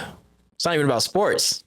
Like you're talking about, yeah, exactly. Like you're talking about this man's personal life is going to be the reason why he, not even like, it'd be different. It's like, oh, Dak going out to clubs or being caught late night, BSing out in the streets. No, this man had a newborn child. And you think that's the reason why the Cowboys aren't like stuff like that, bro. It's like, are we even talking about sports anymore? Like, I can understand if it was something like genuine, like, no, he's actually not focused on the game. He, like the whole like Tony Romo thing with Jessica Simpson, he before the playoff game, he had a vacation, all that stuff. Oh, yeah. Like, that's still a little far fetched and reaching, but like I can understand that because it's not focused on the moment. But something is like as beautiful and precious as a newborn child. Come on, bro. Like, there's hate there. Like, there's a weird hate or weird obsession with smudging someone's name. So I just like these sports analysts and these people are just wild, man. They give out absolute like biased tastes, and it comes from a lot of hate and stuff like that. So it just, like I said, it just ruins the culture, man. It makes this stuff very toxic, very hard to talk about because people only care about certain things, or people will use anything to trash your name or talk bad about you. So, yeah, I don't know. It's hard. It is. No, I can only imagine at that level. I mean, we deal with it on ours. I can only imagine at theirs. Yeah. So, I mean, that is crazy, though. I did not even know that.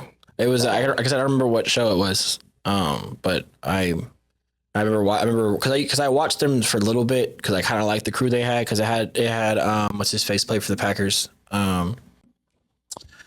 Matt Flynn, Jordy Nelson. No, he was Jennings. Greg Jennings. Thank you. There you go. I was like, yeah, I don't know why I drew a blank. It had Greg Jennings on there. I know, like Greg Jennings gives a lot of. I feel like he was very real sport takes a lot of the time. Very genuine, actual sport takes. He actually called out that guy. He was like, "What? Like, what are you talking about, bro? Like, seriously?" Yeah. But yeah, I used to watch that show a little bit because Greg Jennings would be on it, and I enjoy his takes a lot. And that was the episode I decided to watch, and I was just like, huh? I thought like I was waiting for him to be like, I'm just kidding, haha, you know what I mean? But like he was dead. Yeah. But he was serious, and I was like, that's crazy. So yeah, I'm saying, bro, like they don't care nowadays. I mean, just clickbait and everything. Yeah, Stephen A's worse at that. The worst at that. Stephen A be pissing me off, bro, with his takes. This man, did you see what they're talking about when they're like, who has a better career overall, Jason Tatum or Luka Doncic? And he was just like, I gotta give it to Jason Tatum. He's like, yeah, man. He's like, conference finals appearances, blah blah blah blah blah. And it was Shannon Sharp. I was like, bro, Luka has literally had nothing his entire career, and like coming into this league, has always, first off, he's been in the league 6 years. He has 5 All-NBA first teams. So every year besides his rookie year, which he won Rookie of the Year, he's been a first-time All-NBA player. So it's like, and he was like, I just gotta give it to Jason Tatum. 5 conference appearances, 2 finals appearances. Like he's just always there. And it was just like, bro, Luka has had the 2 times he's had help in his career. He's been to a conference finals appearance. And he's been to a finals appearance. Yeah. So it's like, what? It was crazy. And it was just like, and like, bro, when I clicked on the video, I knew his answer was going to be, I already knew. I knew it wasn't going to be Luka Doncic. This man had Jalen Brunson over Luka Doncic. He thought Jalen Brunson should have been, first team All-NBA, and Luka wasn't. Yeah. The man leading the league in scoring. Okay. He literally was like, I think Jalen Brunson, bro. Yeah. He averaging a triple-double. Okay. Yeah. The same man who told Kyrie to retire over the whole vaccine stuff. Yeah, bro. Stephen A, man. Yeah. Crazy. So stuff like that, bro. It's just like, how these people have jobs? How? And they get paid. They get paid. And they get paid. They get paid. But I mean, also too, like a lot of the players say, a lot of them don't have inside experience. Whether they played, professional sports or not. Yeah, I think most of them. It's what brings in the views. Yeah. Stephen A, let's be real here. That brings in the views. He's controversial. He sells. Yeah, he does. He sells, and he knows what to talk about. He talks bad about the Cowboys. Yeah, he spends any time talking bad about the Cowboys. Every moment, waking moment. Trust me, they're on his mind rent free. Because if we talked about the Knicks, wow, one great year. Congratulations, bro. Yeah. But Yeah, he's very controversial. He brings in the views. Him, Colin, Nick Wright. I mean, that's why they're on their own shows and stuff. But I mean, I like first things first. Nick Wright, Chris Bouchard, and what do you call it? Wilds. Guys. I like those guys. Yeah.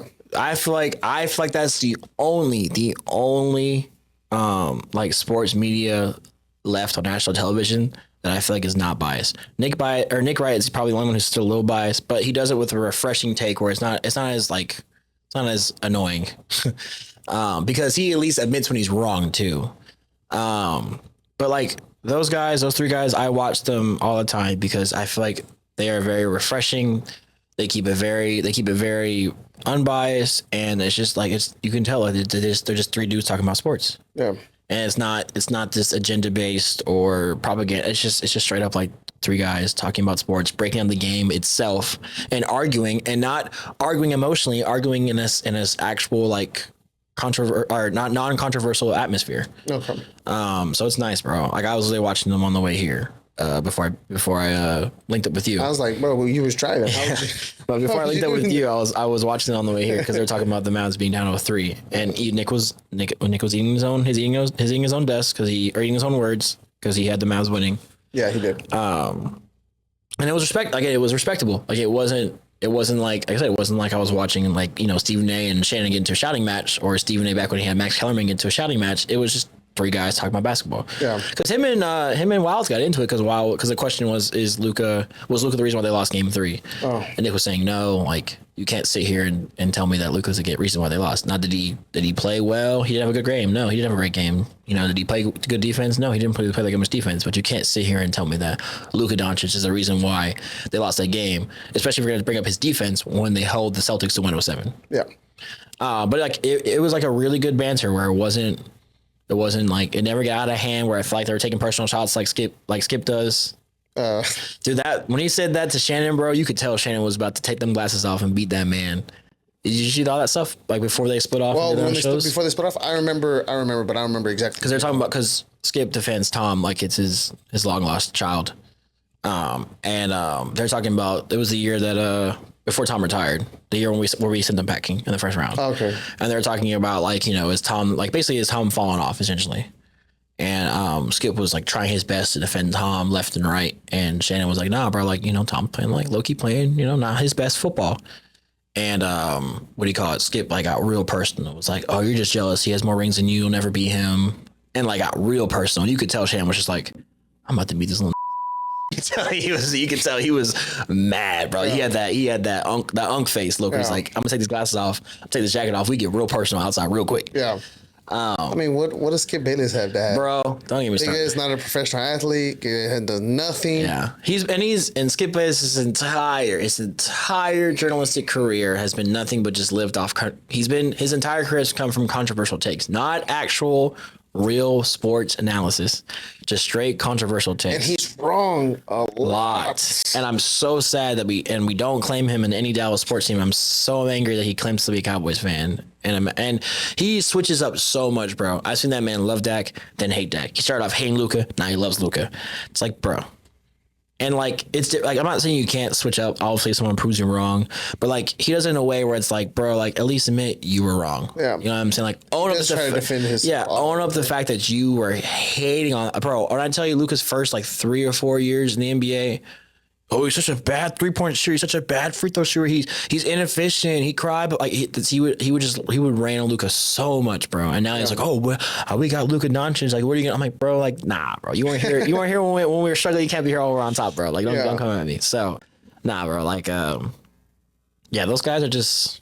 They that's why I like those three guys at First Things First, man. They're different from everyone else. No, I'll definitely look into that one. All right, so yeah, First Things First, bro. That's where I got their idea from our last episode, the Who Holds the Most Cards. I stole their idea from Title Pie. It was a similar idea, but a little bit different because they have some really good. They also have really good segments. Oh, okay. So I like their stuff a lot, man. It's great TV. The only good TV left sports wise. Hopefully, one day, we can have them on, Hey, aspirations. That's the dream, baby. It's a dream. Nick Wright, I'm finna tag you in this episode. You too, Chris Bouchard. We got words, Chris Bouchard. Because Chris Bouchard, you always been great. You used to make me really mad back in the day with your takes, especially with the Cowboys. I used to want to fight him. But nah, yeah, that's a great show, bro. That's a great show. And it kind of came out of like it was like the dust settled from all the other medias, and they just kind of like slowly sneaked out of it. Nice. Because like First Take, like once Skip and Shannon left, and that kind of fell apart. I didn't watch it no more. I'm not even gonna. Yeah, I don't watch Skip now, especially because he has Paul Pierce and Keyshawn Johnson, bro. It's trash. Keyshawn Johnson, if I see you in person, it's on site, dog. What did Keyshawn do to you? Bro, Keyshawn's just the most annoying, like, because I don't know if it's like truly how he feels or it's just for the sake of television, he always is the negative guy. But anytime it's Dallas sports, this man is always on our bad side. Like he's always against Dallas teams. Like I said, I don't know if it's just for the sake of television, just to keep, the table controversial and have different sides. But this man always, like the Mavs, every series long, he regurgitates the same points. Well, that team they're playing against, I mean, they got Kawhi, they got PG, they got Paul George. Luka and Kyrie got to play defense. We played defense. We beat the Clippers. Well, OKC, they have a great roster, They have SGA. They have great defense. The Mavs play defense. We beat the OKC. Well, we're playing against the number one team and Edwards, the number one defense and Edwards, blah, blah, blah. We beat he just every single same thing. Now he finally got it right. Congratulations. He waited to the Boston super team to get it right. But it's just frustrating. And then Paul Pierce, I've already told you when we were watching game 2, I can't stand Paul Pierce. You don't like him at all? I can't stand Paul Pierce at all.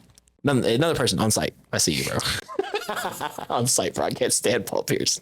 Like we're getting into an argument right then and there. I'm like, bro, your takes are horrible. We're getting to a shouting match right then and there. I don't care. Right then and there. Wow. Yeah, no. They both are like brain dead numb to me sometimes. I'm like, how can you say that and truly believe that? I really hope it's just for the sake of TV to get your paycheck. I understand, bro. Get your money where you fit. You think they're just saying what they're saying? You don't think it's scripted out? I think yes and no. I was about to say. I think it's. I feel like with some of those networks, they have to have people like, hey, you need to be on I need you to be on this side today. So research your data for this side. I feel like some networks do that. You have to. Bro. That's why I feel like First Things First doesn't feel like that. It feels very genuine. It feels like this is what people actually just feel, and then they're just talking it out. Yeah. Like Nick just has his stance. He brings points. Chris Bouchard has his points. He brings his stance, and they just compare analysis and debate without getting emotional, without bringing in like obviously Paul Pierce is going to go for the Celtics because he played for the Celtics. He won a ring with the Celtics, so he's going to be pro Celtics. And then Keyshawn, he has his sentiments towards the Cowboys because he's a former Cowboy and he wasn't treated the best, so he has a little bit of Cowboy hate in him. So like stuff like that where it doesn't feel like emotionally driven based off like precursor bias. You know what I'm saying? They're just 3 guys that just talk sports. And there's truly analysis. They analyze the game.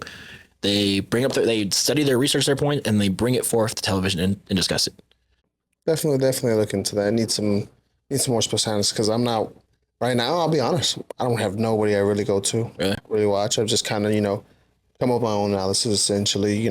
Based on research. Yeah, I feel like I mostly watch. See, the thing is, I mostly watch these. I don't really watch these guys for my own opinion.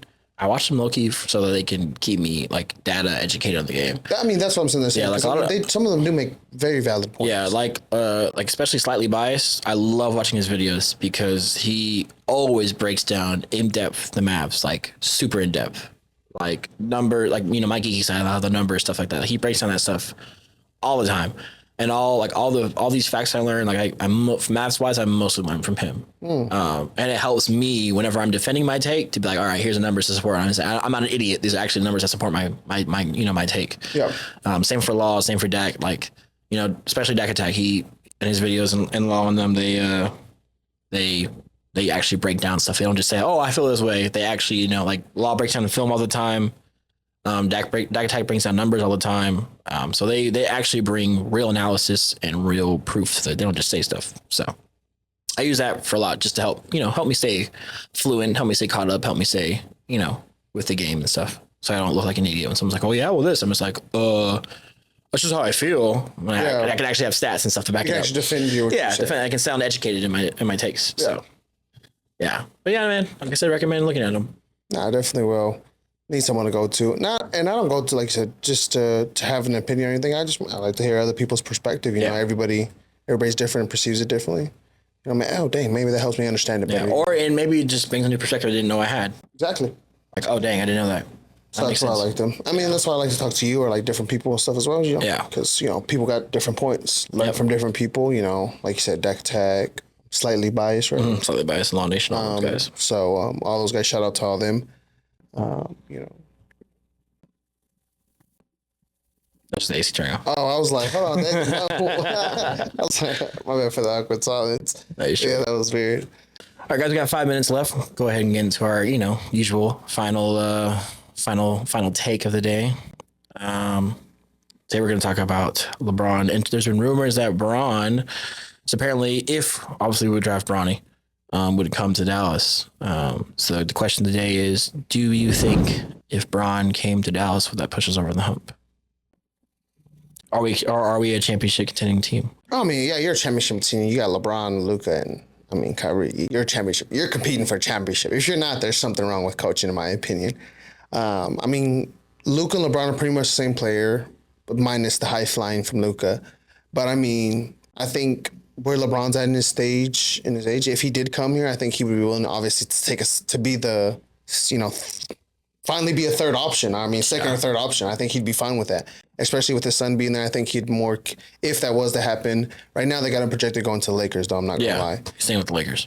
I mean, I think we would. I mean, come on, it's LeBron. And I mean, I know you're against it, but I would 100%. In fact, I don't think we're a championship team if we bring Bron here. Only because I feel like Bron ruins the entire system. Because Luka and him are the same players. I feel like that causes. Obviously, I think Bron would be down being a third option, especially if his son is there.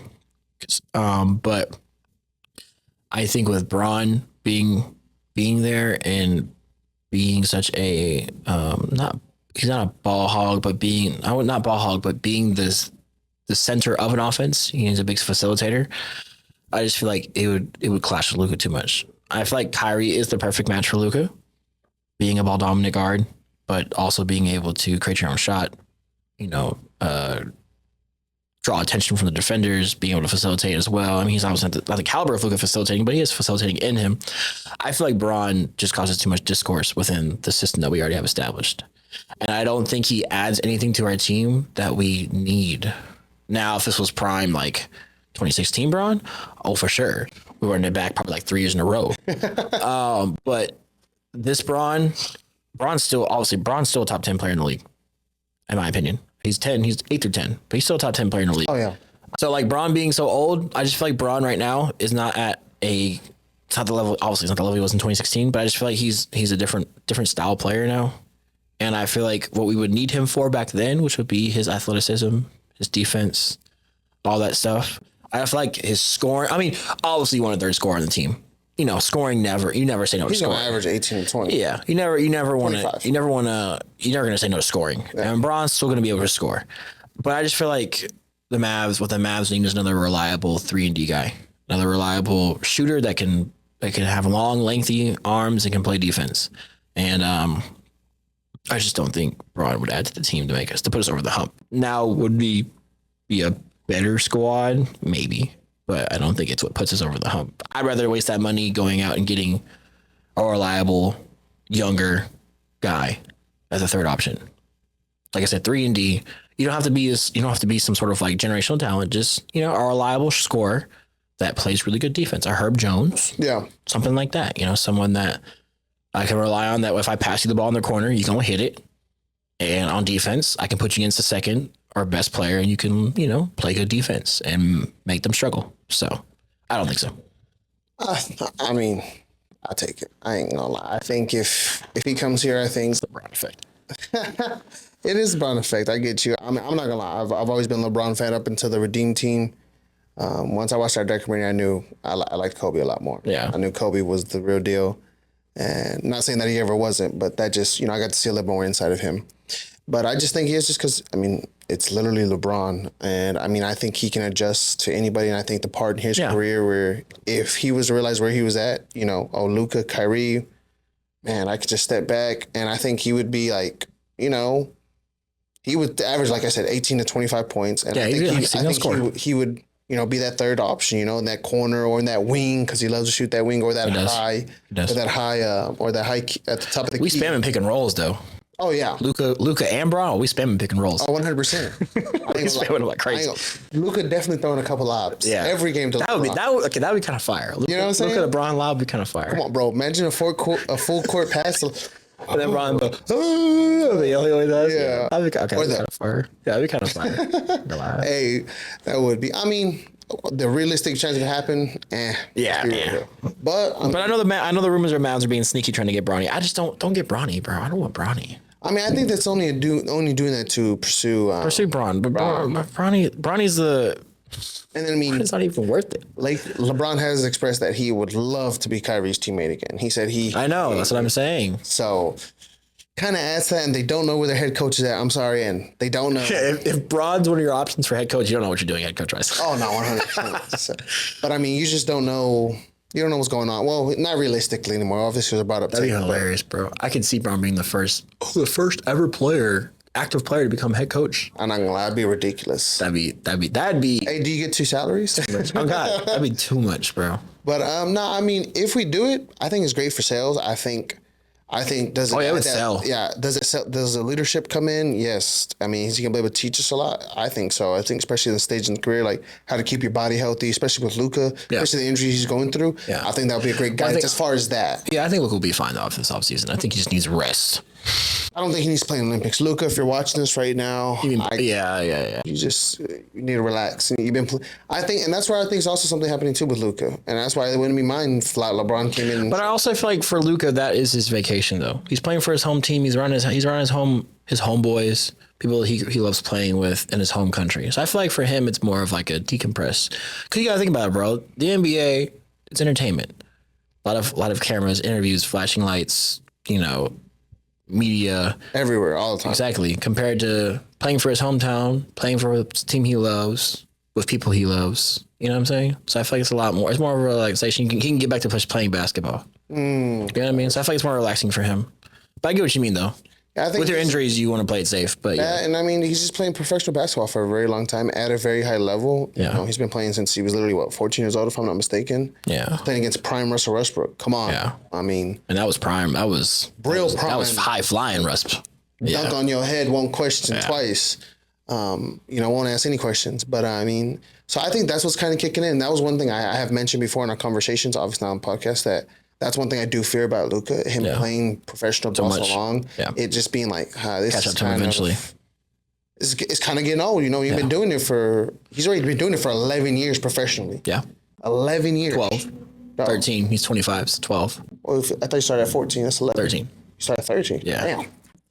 What was I doing at 13? He been hooping since 13. That was hooping. So I think that's also what he's kind of going through too, like you said, and the body's catching up to him. Yeah. I think that's where he's kind of at mentally, and that's where he's complaining to the refs, and that's why there's a lot more getting to him mentally. And I think it's where he needs a relaxation and to kind of just be free of basketball. And I get what you're saying, but I mean, if me, I'm not in Luka's shoes. I don't know. Yeah. Based off what I've seen. I would love to be. Don't give me no doubt. He's hooping. He is hooping, but I just think he just needs to rest from the game and from the media and just everything. I think he needs to go back to his home country, hang out with family and friends. No basketball. Yeah. Maybe training, obviously, but train at least. Get your body right. Yeah, for sure. I don't want fat Luka no more. Yeah, nah. And I think he'll be fine. I just think he needs to recover mentally and physically right now and regather himself, especially after. Well, especially if we don't recover from this in any shape, form, or fashion, with no momentum going to next season, I think he's going to need a rest. But if we go in there and somehow pull out this championship, which I hope. Hey, do whatever you want, bro. Hey, you do whatever you want, bro. You got a limb. Yeah. You do whatever you want. You don't be drinking. You're going to drink. You want to come over to my crib? Come over. I got you, bro. No, but for reals, I just think he needs a break. And I mean, LeBron, whatever, if he did ever decide to come and we did go that route, I think it'd be great guidance for him. I think still LeBron is a great leader. As far as in the locker room and showing how to be, he is a great basketball player. He's a great media person, great leader.